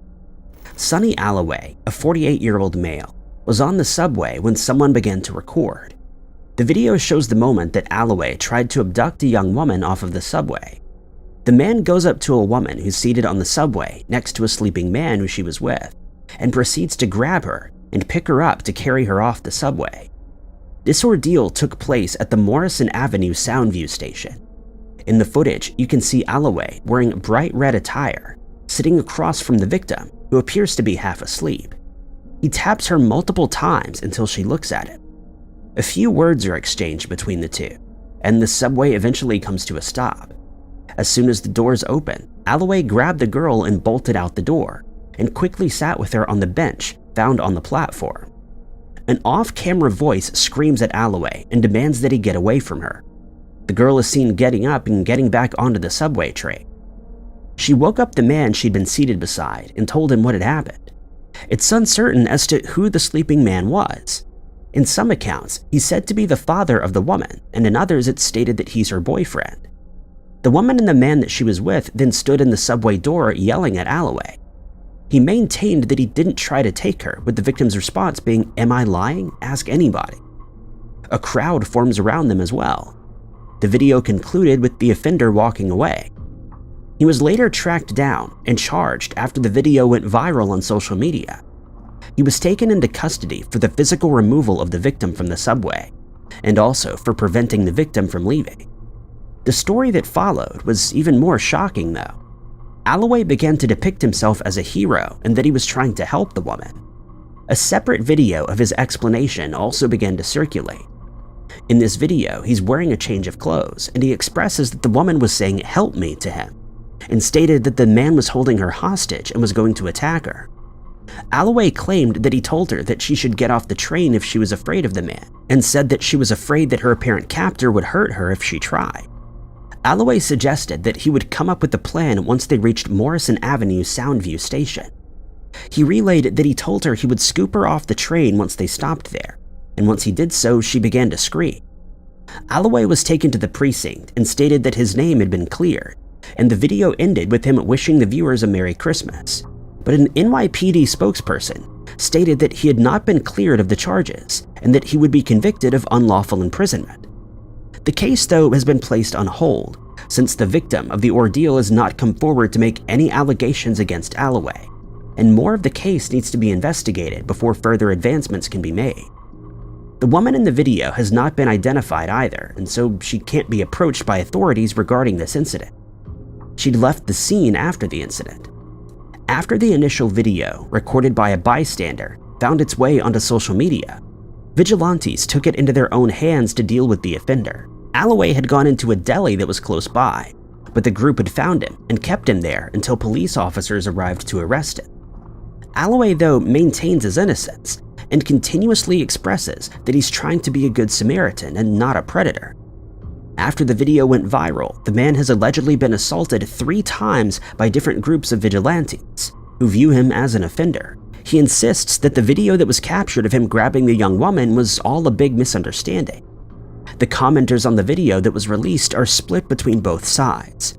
One user commented saying that the man was innocent, while another highlighted the fact that the man the victim was with looked calm and seemed to be trying to figure out who had grabbed the woman. One of the men, part of the group that confronted Alloway, stated that he was being told about the ordeal by one of his friends and heard that a woman was being snatched off the train. As the man and his friend were talking about the incident, Alloway walked into the store. According to them, Alloway walked toward them and told them who he was. He allegedly took off his sunglasses with a smile and said to them, "Y'all see me on TV?" This was when the bystanders surrounded him and waited for the authorities. Another individual from the vigilante group stated that Alloway kept repeating, "I didn't do it, that's not me," before changing to, "I didn't mean to do it, I didn't try to do it." He kept trying to make excuses, as said by this individual. The footage on its own was enough to arrest Alloway and charge him.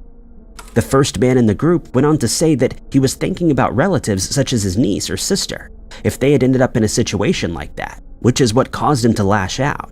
He wants justice to be served. It was later discovered that Alloway had been arrested 6 times dating back to 1993. He had previously been arrested for assault, grand larceny, criminal possession of a weapon, which occurred twice, violation of a protection order, and criminal possession of a controlled substance.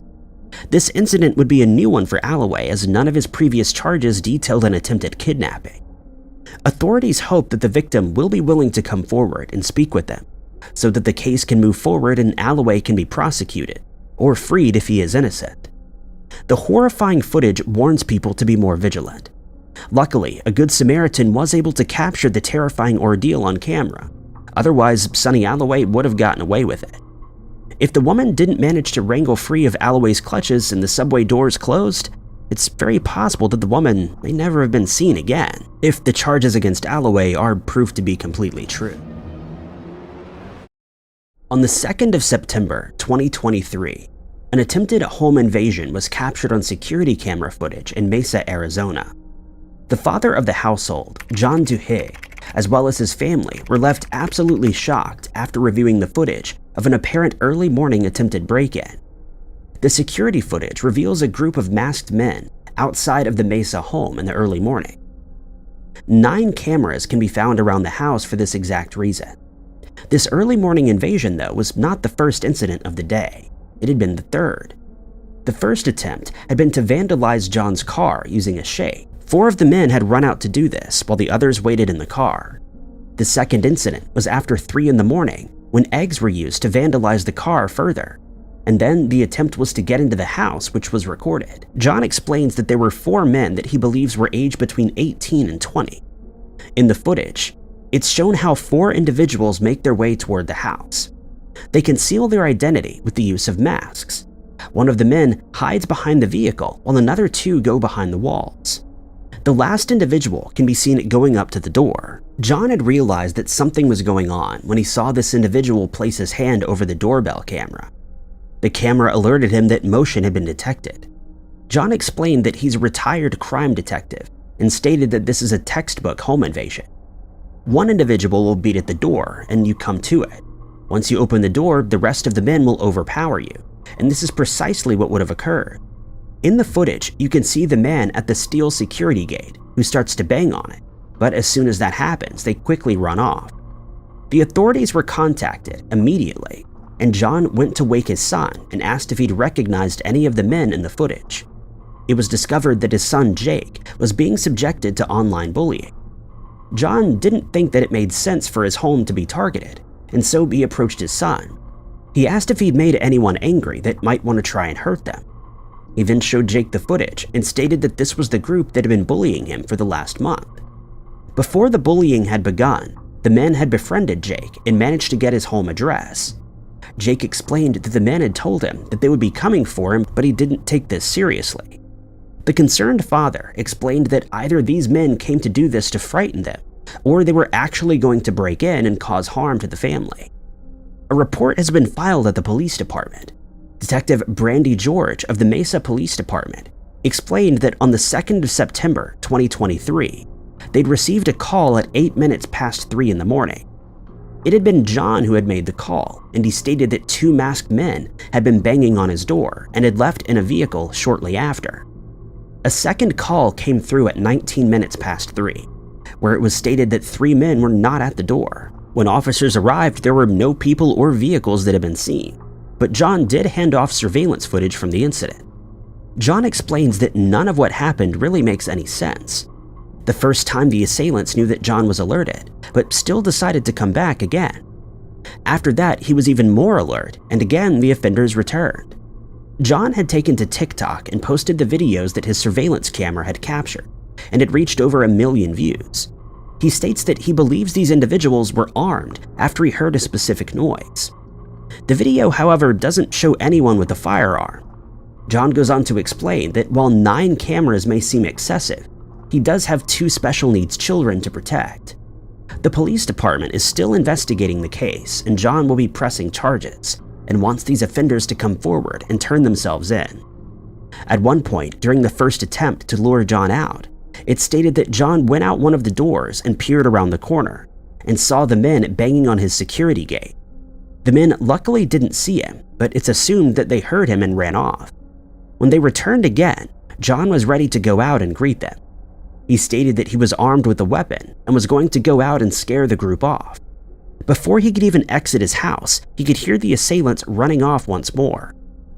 In 2022, Arizona saw a total of 234,823 crime reports. 17,977 cases of burglary were reported, where a total of 56% of them had been in residential homes. The common type of property offense recorded has been larceny, with 103,000 cases reported within a year. John still wonders why this would happen at his home, and even says that no one would do such a thing unless their goal was to hurt him. This sort of incident was the first time that John Duhigg had been subjected to anything like this, and he felt so angry and afraid. Social media users had also praised him for his bravery and the way that the situation had been handled. Some comments on TikTok included "such a good dad, guard your house with everything," and another saying, "I'm so glad you're all safe. You really are a Superman." Should anyone have any information on the individuals involved in the frightening home invasion, you're urged to contact the authorities at the Mesa Police Department at 480-644-2211. John states that he was protecting what he loved most, his 2 children. He explained that his 18-year-old daughter has cerebral palsy and is nonverbal, and that she wouldn't have been able to scream if she needed help. His 20-year-old son, who is believed to be the target of the harassment, is autistic. John stated that this was why he was being bullied by the online group. He hopes that the TikTok videos will aid in some way, and perhaps someone will come forward regarding any information relating to the home invasion. Social media and the addition of video footage has become a helpful tool in such cases as these. It's led to the identification of robbers, home invaders, and other suspects. It also serves as evidence in court. Luckily, John was armed with a total of 9 cameras right around his house. If he wanted to press charges, he had more than enough evidence to do so. The crime line head in South Africa made the following statement, quote, "It never stops, the worry, the crime after crime." This was stated after an attempted break-in happened at his home in Pretoria. Yusuf Abramji took to Twitter to share various videos and images revealing 2 unidentified men breaking into his property in October of 2015. One of the men can be seen damaging the electric fence that's on top of the boundary wall. The other offender tries to avoid the sensors by crawling on the ground after jumping over the wall. Yusuf had been subjected to an armed robbery 2 years prior in 2013, and stated that he had never stopped worrying about the crime ever since. He hoped that by revealing these videos and images to the public, that these men might be identified, or one of the assailants' faces can be clearly seen in the footage. Yusuf explained that he'd been asleep when a neighbor woke him at 4 in the morning to inform him that there were 2 men in his yard. He then went to wake up his children and began looking at the security footage. Yusuf observed one of the men trying to get in through the sliding door, while the other damaged the electrical fence. He stated that the criminals appeared to be professionals in the way that the electric fence was cut and sensors avoided. The robbers had been carrying a backpack as well as a pair of pliers. They both quickly ran away after hearing a noise. Yusuf said that he'd opened a curtain and the assailants ran off. Police were quick to get to the scene, but the offenders were already gone. He expresses that he hopes the robbers are recognized through the video footage and that someone comes forward to identify them. The two men also shined torches into the vehicles that were parked there during the attempted robbery. Authorities are investigating the case. Dated as the 31st of October, 2015, the first video shows one of the men standing on top of the boundary wall, where he can be seen pushing the electric fence down after cutting the wires. He continues along the wall to further dismantle the fencing. The video shows the man running back on the wall before jumping over into the property and running out of frame. Images of the cut and disfigured fence were posted that morning as well by Yusuf. Another 30-second long video shows a man wearing a hat that can be seen peering into one of the cars while looking around to make sure no one is watching them. After not seeing anything of value, the man gets down on his hands and knees to crawl away while avoiding a sensor. Luckily, the security camera was positioned in a way that it could capture the whole ordeal. 4 images of this video were posted as well so that the public could see the face of the individual a little more clearly. After experiencing the armed robbery in 2013, both Yusuf and his wife, Feroza, had been traumatized. Feroza states that she's still overwhelmed with emotion ever since that robbery in November of 2013, and had to testify at the Pretoria Magistrates Court, where 2 men, Robert Moti and Matsao Matsepe, faced charges of armed robbery. These 2 men had entered the yard in more or less the same way that the offenders in the 2015 incident had. The 2 men in this incident were luckily unarmed and appeared a lot more frightened and cautious than Robert and Matsao had. The offenders who broke into Yusuf's home are yet to be apprehended and still have not been identified. Moti is also facing 3 charges after attempting to bribe an officer who was handling the case. He's asked him to dispose of a document. It's uncertain whether the 2 are somehow involved in the 2015 crime and orchestrating it behind bars. Hopefully, members of the community will come forward with any additional information regarding the case, even though it's been a few years since it occurred. A single mother living in Dawsonville, Georgia, disappeared in July of 2020. Leila Cavett was 21 years old at the time when she suddenly went missing in Hollywood, Florida. Cavett was making the journey to Florida from Georgia and was last seen by her family on the 17th of July after video calling her sister. Everything seemed perfectly normal for the duration of the call. It was the 24th of July when the road trip began. Cavett and her son would be traveling in a white Chevy Silverado 3500 pickup truck. The truck had a distinctive feature of a red tailgate, as well as a baby on board sign, which was on the passenger window. On that day, Cavett had been seen on surveillance footage at a Cracker Barrel restaurant in Vero Beach. The restaurant was close to Interstate 95. She had also traveled around Hollywood, Miramar, and Fort Lauderdale Beach. The following day, on the 25th of July, the woman was last seen on CCTV footage, leaving a Racetrack Hollywood gas station, where she got into the passenger seat of a Lexus sedan. After this, Leila Cavett was never seen again. At 8 in the morning on the 26th of July, Cavett's son was found wandering around in the parking lot of an apartment situated on the southwest 67th Avenue in Miramar.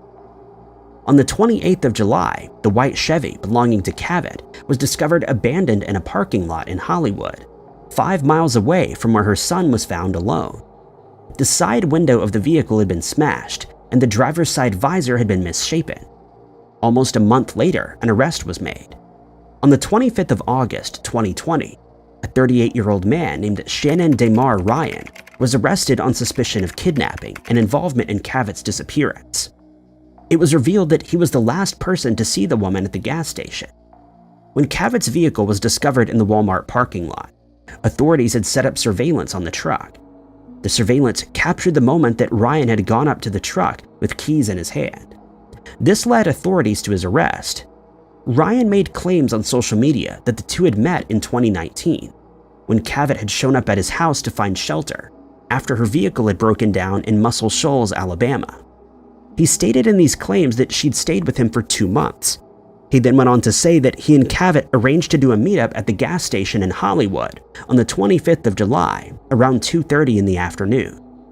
It was suggested that Cavett was meeting up with him to sell her pickup truck to Ryan. He later stated that the two had gone to the beach and she left later that day with other men. The circumstances surrounding Cavett's disappearance are highly suspicious, and more evidence seems to point to Ryan. It was discovered that on the 26th of July in 2020, Ryan had made purchases using Cavit's debit card. He had bought large bags, carpet deodorizers, as well as duct tape from Walmart, located close to where Cavit was last seen. The following day, more CCTV footage revealed that Ryan was throwing a large unknown object in black bags into a dumpster. These dumpsters were removed as part of the evidence used in the crime. Various searches were carried out of the Monarch Hill landfill in Pompano Beach, but nothing had been found. Shannon Demar Ryan had been convicted of homicide and tampering with evidence in the woman's disappearance. He'll be facing charges of child neglect, though the charge of homicide was dropped in April, though it's not clear as to why. While foul play is suspected in this case, Cavit has still not been located and remains a missing person. Ryan is being held with a high bond while he's awaiting trial at Broward County Jail. The recommendation of the high bond keeps this alleged criminal behind bars while the investigation ensues. It was also found that Ryan's cell phone data indicated that he'd been near the complex at the time before the son of Cavit was discovered in the parking lot. Additionally, surveillance footage has shown his vehicle parked outside of the complex. He told authorities that he was just examining an apparent nail in his tire. Ryan was confirmed to be a flight risk after agreeing to meet with the police, but he fled the area and was later found in Texas. He's not allowed to have any contact with Cavit's child, nor is he allowed to contact anyone under the age of 18 years old. He was also deemed by the court to be homeless. It's said that if he does post bail, that he'll have to surrender his passport and a GPS ankle monitor would be placed on it. To make things even more strange, Ryan claims to be a practicing witch. The video footage of Leila Cavit was released. In the video, captured on the 25th of July, Cavit's vehicle can be seen entering into the parking lot. She's seen getting out of the truck and making her way into the store. The footage then shows her standing by the door where she appears to be waiting in line. In the video, she's seen wearing distinct black and yellow shorts and a blue shirt. More video footage of the same store shows Cavit entering with her son and wearing a dress. This was the last known video of Leila Cavit. Some imagery of the pickup truck was also released, showing the red tailgate. CCTV images reveal what the Lexus looked like. The front part of the car appears to have been ripped off, making it easier for witnesses to identify. Although there's some video footage tying the man to Cavit's disappearance, charging him with homicide will prove very difficult without the necessary evidence, such as the evidence that he'd thrown away in the gas station dumpster. Some believe that Cavit may still be alive, and the search for her continues with every means stressed. There's hope that the man will be brought to justice, and he's been charged with tampering of evidence. Leila Cavit is described as having black hair and brown eyes. She stands at a height of 5 feet and 4 inches and weighs around 110 pounds. Cavit's distinctive features include 2 tattoos. One is found on her right arm, spelling the name Camden, and a symbol of a Christian fish is on her right wrist. Should anyone have any information regarding Leila Cavit's whereabouts, they're urged to contact the Hollywood Police Department at 954-764-4357 or 954-967-4411. Additionally, tips can be emailed to hollywoodpdtips@hollywood.fl.org. During the investigation of most missing person cases, the police will first focus their efforts on locating that person. But failing that, they'll then look at family members, coworkers, friends, and acquaintances. And very often, it's found that someone in their close circle had a motive for making them vanish. But some people who mysteriously disappear are well liked by everyone around them, and their disappearance just doesn't seem to make sense, since they had no enemies and didn't know anyone who would wish to harm them. In these cases, there's always the possibility that the missing person decided to disappear of their own accord. But when it's found that they were content with their lives and had made plans for the future that they were excited about, the mystery only deepens further. One such case centers around a 30-year-old man named John Terry, sometimes known to his friends and family as Johan. His friends and family and coworkers described him as a friendly and likable man who did everything in his power to provide his 2 sons with everything they needed. At the time, he was living in a house that's situated on a remote piece of land owned by his father, and he was working at Jean's Auto, where he was a mechanic. He was divorced and had custody of his 2 sons, but they would regularly spend time with their mother as well. Due to his friendly nature and likability, it came as a shock when John suddenly disappeared from his hometown of Hillsboro, Texas, in October of 2014. And ever since, investigators have had very little luck in determining where he could be or what may have happened to him. It all began on the 17th of October of that year. That morning, he got ready for work while his 2 sons got ready for school. The 3 then left the house together in his Jeep, and John dropped the kids off at school before heading to work for his shift. At some point during the day, his ex-wife Rachel came by his workplace to pick some clothes up for the kids, since they would be spending the weekend with her. John ended up working a little later than usual, since there was some work that needed to be completed before the weekend. But once that was done, his manager said he and John bid each other a good weekend, after which he got into his Jeep and left. The manager's wife also saw John before he headed out, and she told investigators that he seemed to be in a good mood and showed no signs that anything was bothering him, or that anything was wrong. After he left Jean's Auto, John had a few errands to run before heading home, with one of his stops being at Walmart. In CCTV security footage, he can be seen arriving at the store and doing shopping on his own, grabbing a bag of dog food and a bag of cat food before heading to the register to pay. He then walks out of the store, gets in his Jeep, and heads home to feed the family's pets, but is never seen or heard from again. The following day, a road crew came across John's car about 20 miles from his house while they were doing some work on a pipeline, and they immediately reported it to the police. When investigators arrived at the scene, they discovered that the Jeep was unlocked, the windows were rolled down, and his keys were still in the ignition, which they found strange since the Jeep could easily have been stolen in this state. On the car's passenger seat, they found John's cigarettes, and on the back seat, they found that the cat and dog food, as well as John's cell phone, were there. It was immediately noted that his wallet was nowhere to be found, and it's certain that he had it with him since he was doing shopping at Walmart. The lead investigator in the case, April Stoll, has stated that she believes the fact that John's keys were still in the ignition is an important factor in the investigation into his sudden disappearance.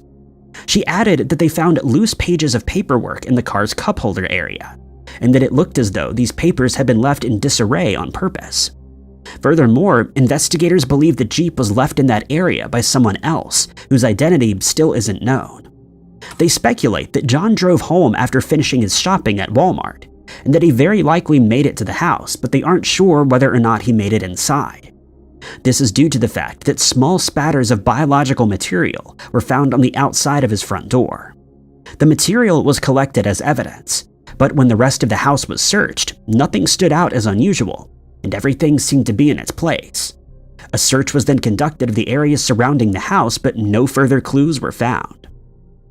John's ex-wife, Rachel, and her boyfriend, Stephen, were questioned, and they told investigators that they saw John earlier in the day when they picked up the kids' clothes for the weekend. They also learned that John was supposed to meet with someone to buy a new bed, since he'd been sleeping on a sofa bed, but they were unable to identify who this person was. They also learned that he had recently been in a relationship with a woman who he had known for a very long time, since their school days, and the relationship had just ended a short while before he vanished. Rachel believes that something bad has happened to John, since he would never disappear of his own accord, leaving his 2 sons behind.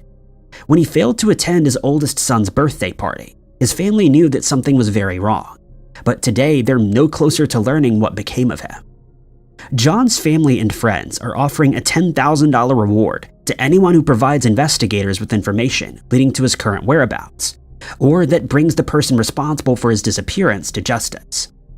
John is described as having brown hair, brown eyes, and at the time of his disappearance, he had a full, thick beard. He stands around 5 foot 9 inches tall and weighs roughly 180 pounds. He was last seen wearing a black t-shirt and blue jeans, along with a blue ball cap, which had the letter D on the front. His family says he had a scar on his right ear, and he can be identified by his tattoos, one of which is a tribal dragon on his neck and back. He also has the number 1984 tattooed on his chest, and another on his right shoulder, though it isn't certain what it depicts. If you have any information on John's case, you're asked to contact the Hill County Sheriff's Office at 254-582-5313. John's NamUs case number is MP33018. Some missing person investigations are more complicated than others. When, for example, the missing person is going through some personal issues or problems with their mental health, and their actions after they disappeared are hard to predict. This can often be exacerbated by the fact that they regularly take medication that's been prescribed to them, and if they disappear without it, their behavior can become even more erratic and unpredictable. In the missing person case involving 27-year-old Margaret K. Alana Turner from Beaumont, Texas, this seems to be exactly what happened, as her family believes she was in the midst of a mental health crisis and experiencing a manic episode when she was confronted by deputies. Margaret is a well-known musician in her hometown of Beaumont and is well liked by those close to her. It should be noted that she was suffering from PTSD at the time of her disappearance and was taking 2 different types of medication, the dosages of which had just been increased by her doctor. Her disappearance has many strange aspects, starting on the 9th of March 2023. On that day, she arrived at one of her friend's homes in Silsbee, where she was captured on the friend's Ring doorbell camera. In the footage, she can be seen knocking on the door, which is strange since she knows the code to the door and usually lets herself in. She's then seen waiting for the door to be answered, but when this doesn't happen, she walks away. She then sent a text message to another friend saying that she had decided to go home since she was feeling tired. But then came the first strange event. She'd sent text messages to her boyfriend, James, and her best friend, Britney, that simply read, "No help." She also phoned one of her other friends to say that she was driving to Austin to visit him, but added that her phone's battery was about to die. Since she hadn't been there before, the friend told her to write his address down, but she took a wrong turn somewhere and ended up driving to Harris County by mistake. Realizing that she was hopelessly lost, she started walking from one house to the next, knocking on doors and asking for directions. Making no headway, she eventually fell asleep in her car while parked in someone's driveway in the 18,000 block of County Hills Drive. And when the house's owners found her there the next morning, they asked her to leave, but for some reason she refused. The owner then called the police, who arrived at the house at 5:30 a.m. When deputies tried to talk to her, she seemingly panicked and started reversing out of the driveway. But since the deputies wanted to talk to her, they attempted to stop her by breaking one of the car's windows. But she managed to get away anyway, driving erratically toward the officers and smashing through a series of fences as she tried to escape. She made it about a mile from the house before her car got stuck in a field. When deputies caught up to her, she was no longer inside, and they managed to find her shoes and footprints that led into a nearby wooded area before crossing over a creek and into Montgomery County. It's believed that she took her shoes off as she got out of the car, since she would have been able to run faster without them. It was also noted that the shoes were full of shards of glass, the result of her car's window being broken by deputies. Her family believes that her mental state caused her to become scared when she saw the deputies arriving at the house, and that she would have normally spoken to them rather than try to flee. This is very unusual behavior for Margaret, who would not normally become combative in a situation involving the police, since she's never been in trouble with the law, and her family believes she may have had an adverse reaction to the medication she was taking, causing her to experience a severe manic episode. Her aggressive behavior resulted in her being charged with evading in a motor vehicle and aggravated assault on a peace officer, and she was listed as a fugitive rather than a missing person, though this was changed on the 24th of March when she had still not been located. Deputies were able to track Margaret to Decker Prairie Rose Hill Road, but this is where her trail went cold. When her car was searched, investigators found her purse and other personal possessions inside. Her phone was found outside the car, and it's thought that she must have dropped it while she was attempting to flee. It's been theorized that she may have gotten a ride from someone, since there was no trace of her in the woods, and since she was tracked to an area near Highway 249.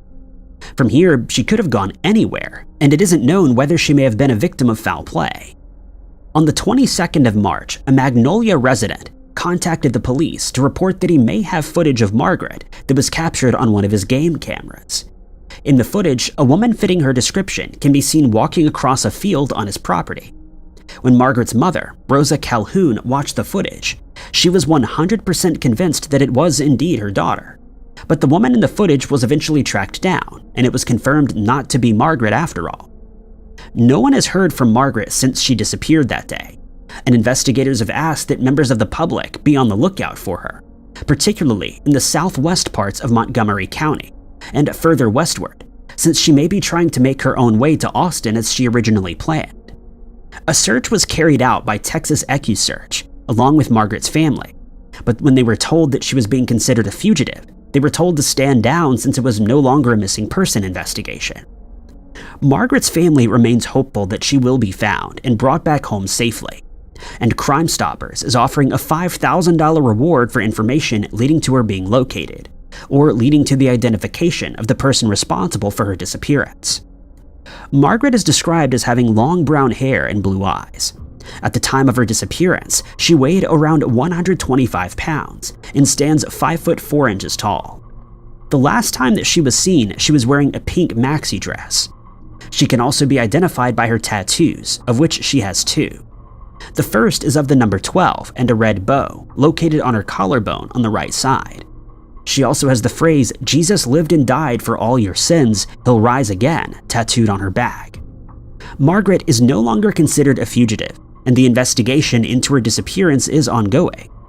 Investigators from the Harris County Sheriff's Office Missing Person Unit have asked that anyone with information on this case contact them at 713-755-7427. Alternatively, you can contact Crime Stoppers at 713-222-8477, where a tip can be submitted anonymously if it's preferred. Margaret's NamUs case number is MP101369. The missing person case involving 29-year-old Nancy Ng from Montgomery Park in California is yet another perplexing mystery that has many unanswered questions. One of which is the strange behavior exhibited by the group of people that she was with when she suddenly vanished. Nancy was part of a yoga class, and in October of 2023, she was one of 10 people who had traveled to Lake Atitlan in Guatemala for a break. At the time, Nancy was working as a school assistant and spent her time aiding children with disabilities. She had accompanied her yoga class on a retreat the year before, but on this occasion, things would turn out very differently, when she mysteriously vanished on the 19th of October and has not been seen or heard from since. Nancy studied at California State University, where she obtained a law degree, and she's known to be somewhat of a fitness fanatic, making her disappearance all the more perplexing. She left home to travel to Guatemala on the 14th of October and planned to fly home afterward, but her family has not heard from her and she remains missing. On the 19th of October, the yoga group decided that they wanted to do some kayaking on the lake, and the owners of the kayaking company, Kayak Guatemala, noted that Nancy was part of the group of 10 people when they arrived. Footage would later emerge of a few members of the group as they headed out onto the water, one of which is Nancy. In the video, she can be seen paddling out onto the lake before she briefly turns around and waves at the camera.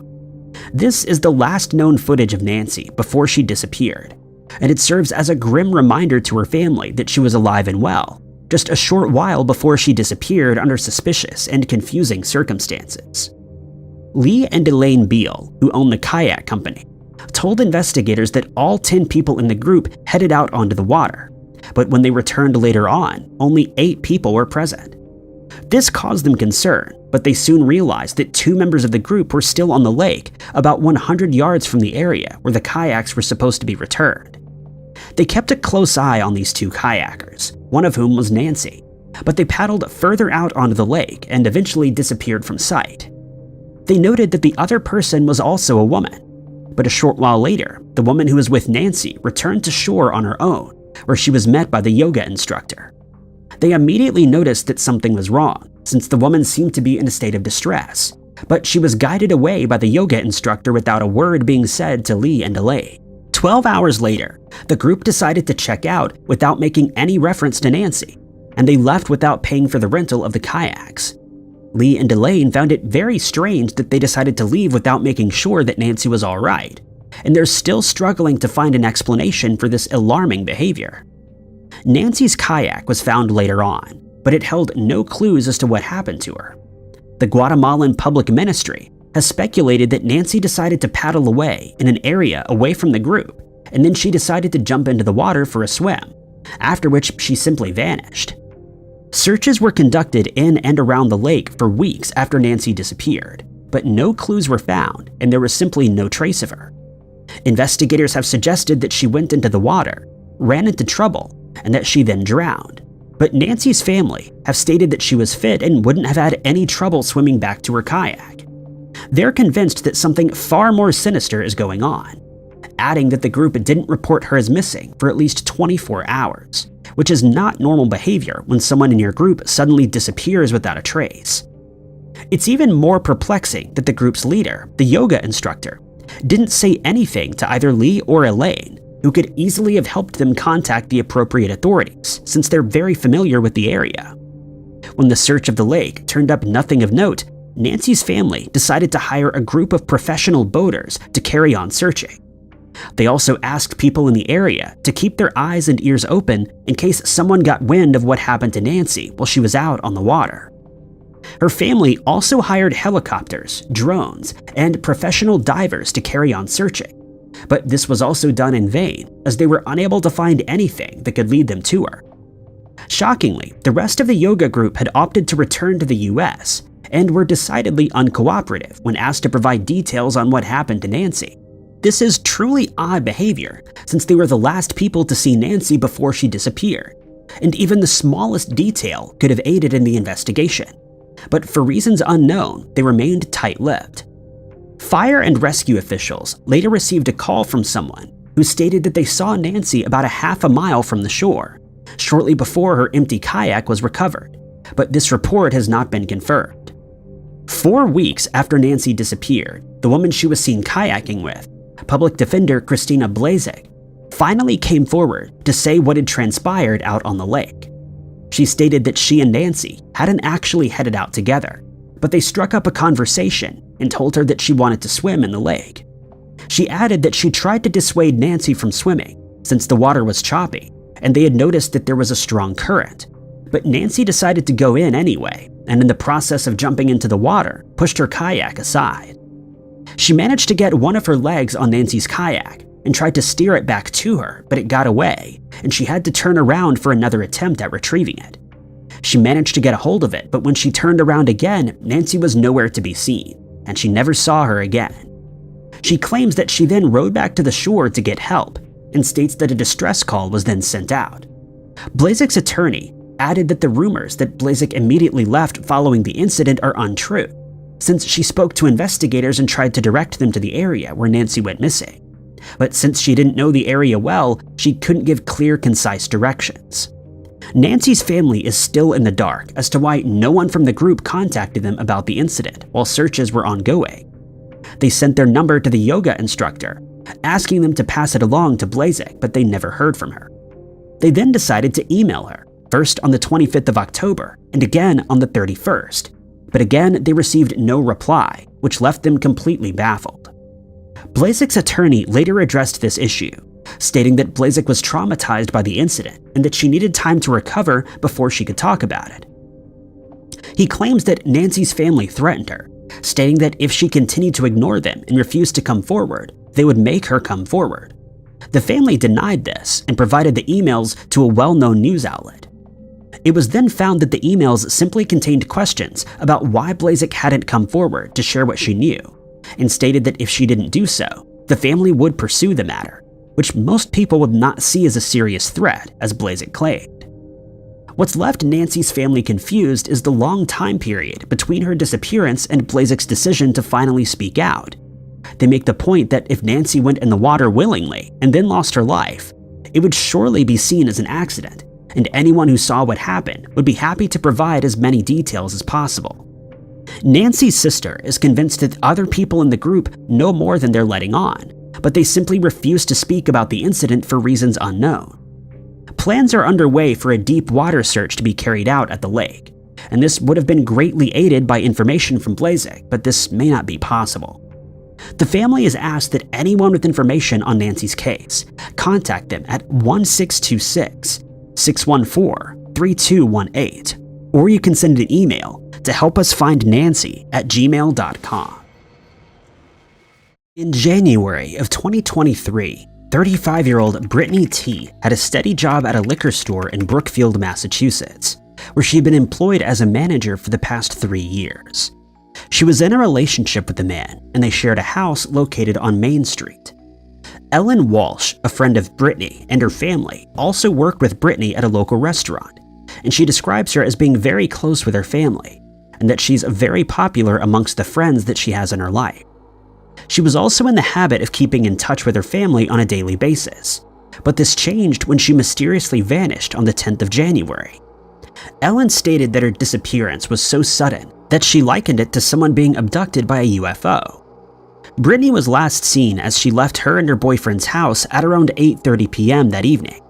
When she had not been in touch with any of her friends or family members for 2 days, they became concerned and filed a missing person report with the Brookfield Police Department, stating that they'd been constantly trying to contact her to no avail. When investigators pointed out that the family waited 2 days before filing the missing person report, they explained that they thought they knew where Britney was, but this turned out to be an erroneous assumption. The first step taken by investigators was to search the wooded areas around Britney's house. They were aided by police dogs, drones, and a helicopter, but despite their best efforts, they were unable to find any clues to her location. Having no luck close to her home, the search was broadened to include a mile radius around the house, and when this also proved fruitless, it was expanded even further the following day, but again, no trace of Britney was found.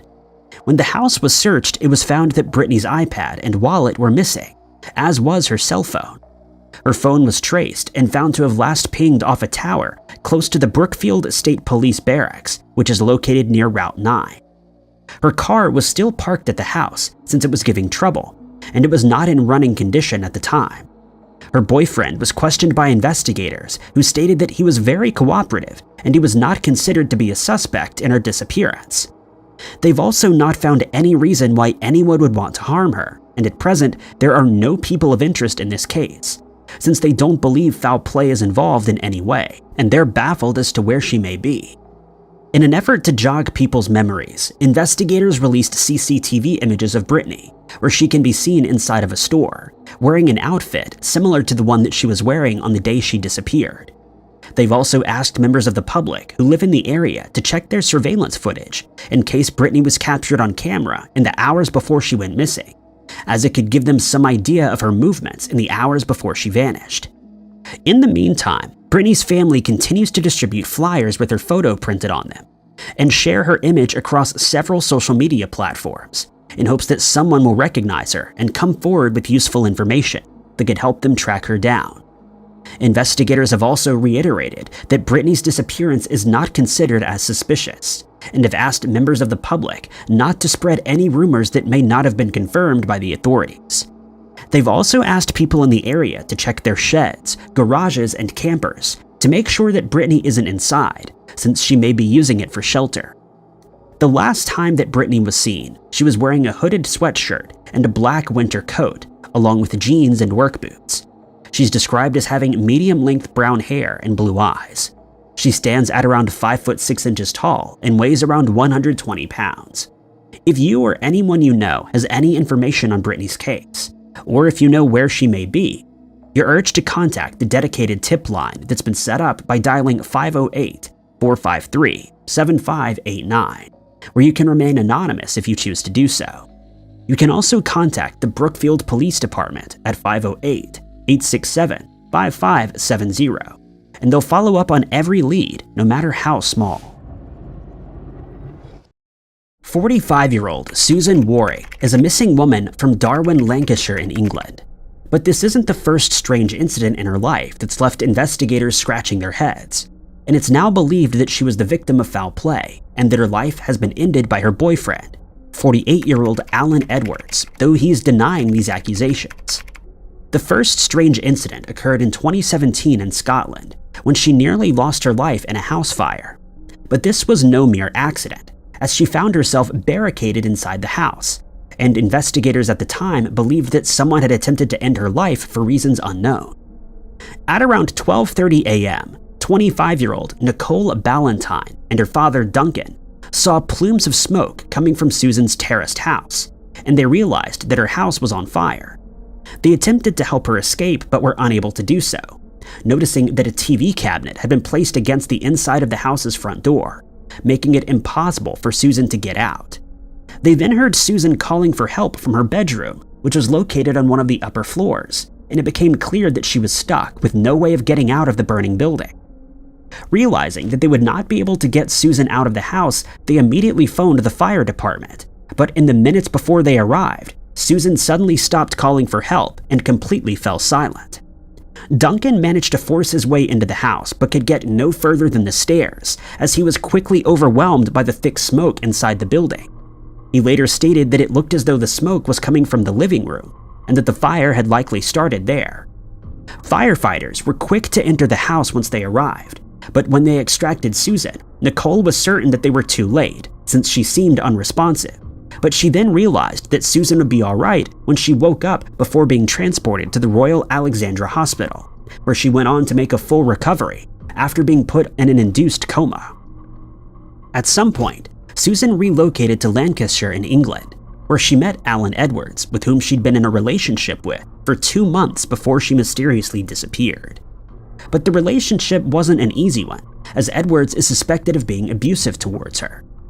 The last time Susan was seen was on the 29th of January, 2019, when she was in the company of Edwards. When he was questioned about her whereabouts, he stated that he last saw her on the 30th of January, and that he kissed her goodbye and never saw or heard from her again after that. At one point, a 46-year-old man was arrested after he became a suspect in the case, but he was eventually released after it became apparent that he didn't have anything to do with Susan's disappearance. Edwards then became the leading suspect in Susan's disappearance, since several witnesses came forward to report that they saw him being abusive towards her, and that he was taking advantage of her since she wasn't in the best of health, was blind in one of her eyes, and had learning difficulties. When Edwards' apartment was searched following her disappearance, investigators found over 100 areas where biological material was present, and when it was tested, it came back positive as a match to Susan. Her DNA was also found on a rubber Halloween mask of a skull, leading investigators to believe that he was wearing it on at least one occasion while Susan was assaulted. He was last seen being abusive towards her 2 weeks before she vanished into thin air. Following that incident, Susan visited a doctor's office, and he advised her to go to a hospital as soon as possible, but she decided not to do so. Witnesses came forward to report that they had seen Susan at an ASDA supermarket in Darwin 2 weeks after this incident took place. Susan is in the habit of regularly staying in touch with her sister, but she hasn't heard from Susan since she disappeared. Investigators also kept a close eye on Susan's Facebook account, but have stated that it hasn't seen any activity since the end of January 2019. During the investigation, surveillance footage was found from the 29th of January from inside an ASDA store of a woman with long, dark hair that's believed to be Susan.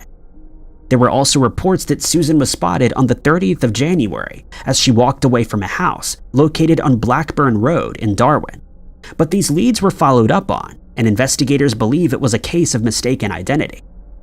Detective Chief Inspector Jeff Hurst has urged members of the public to take a close look at the image of Susan that was released, and they've asked that they think back to the day when she went missing, in case they remember something that could help bring her case to a close. In the meantime, Edwards has been arrested and charged with ending Susan's life, although he maintains his innocence.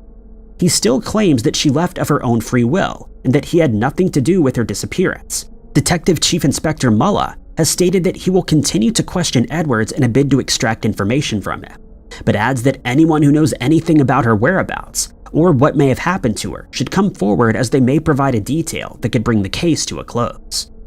Susan's family has made several appeals to Edward, asking him to reveal what happened to her, and if he did end her life, to reveal where her remains can be found, but he's refused to cooperate. Edwards was eventually put on trial for ending Susan's life, despite the fact that she's never been found, and he was sentenced to spend 27 years behind bars. He has, however, still not revealed any information and is unlikely to do so. Investigators have released a description of Susan in hopes that it'll spark someone's memory, and that they'll receive new leads in the case, since they have no further clues to follow up on. Susan is described as having shoulder-length brown curly hair and brown eyes. She stands around 5 foot 5 inches tall and is of a slight build. Her family says that she speaks with a Northwest accent and that she can be identified by tattoos of smiley faces located on her legs. She also has several other tattoos on both her arms and her legs. Investigators continue to search for Susan and remain hopeful that they'll receive information that leads to her case being brought to a close. If you know what happened to Susan or know where she can be located, you're asked to get in contact with the independent charity Crime Stoppers by dialing 0800-555-111. If you choose to do so, you can also submit a tip online at crimestoppers-uk.org.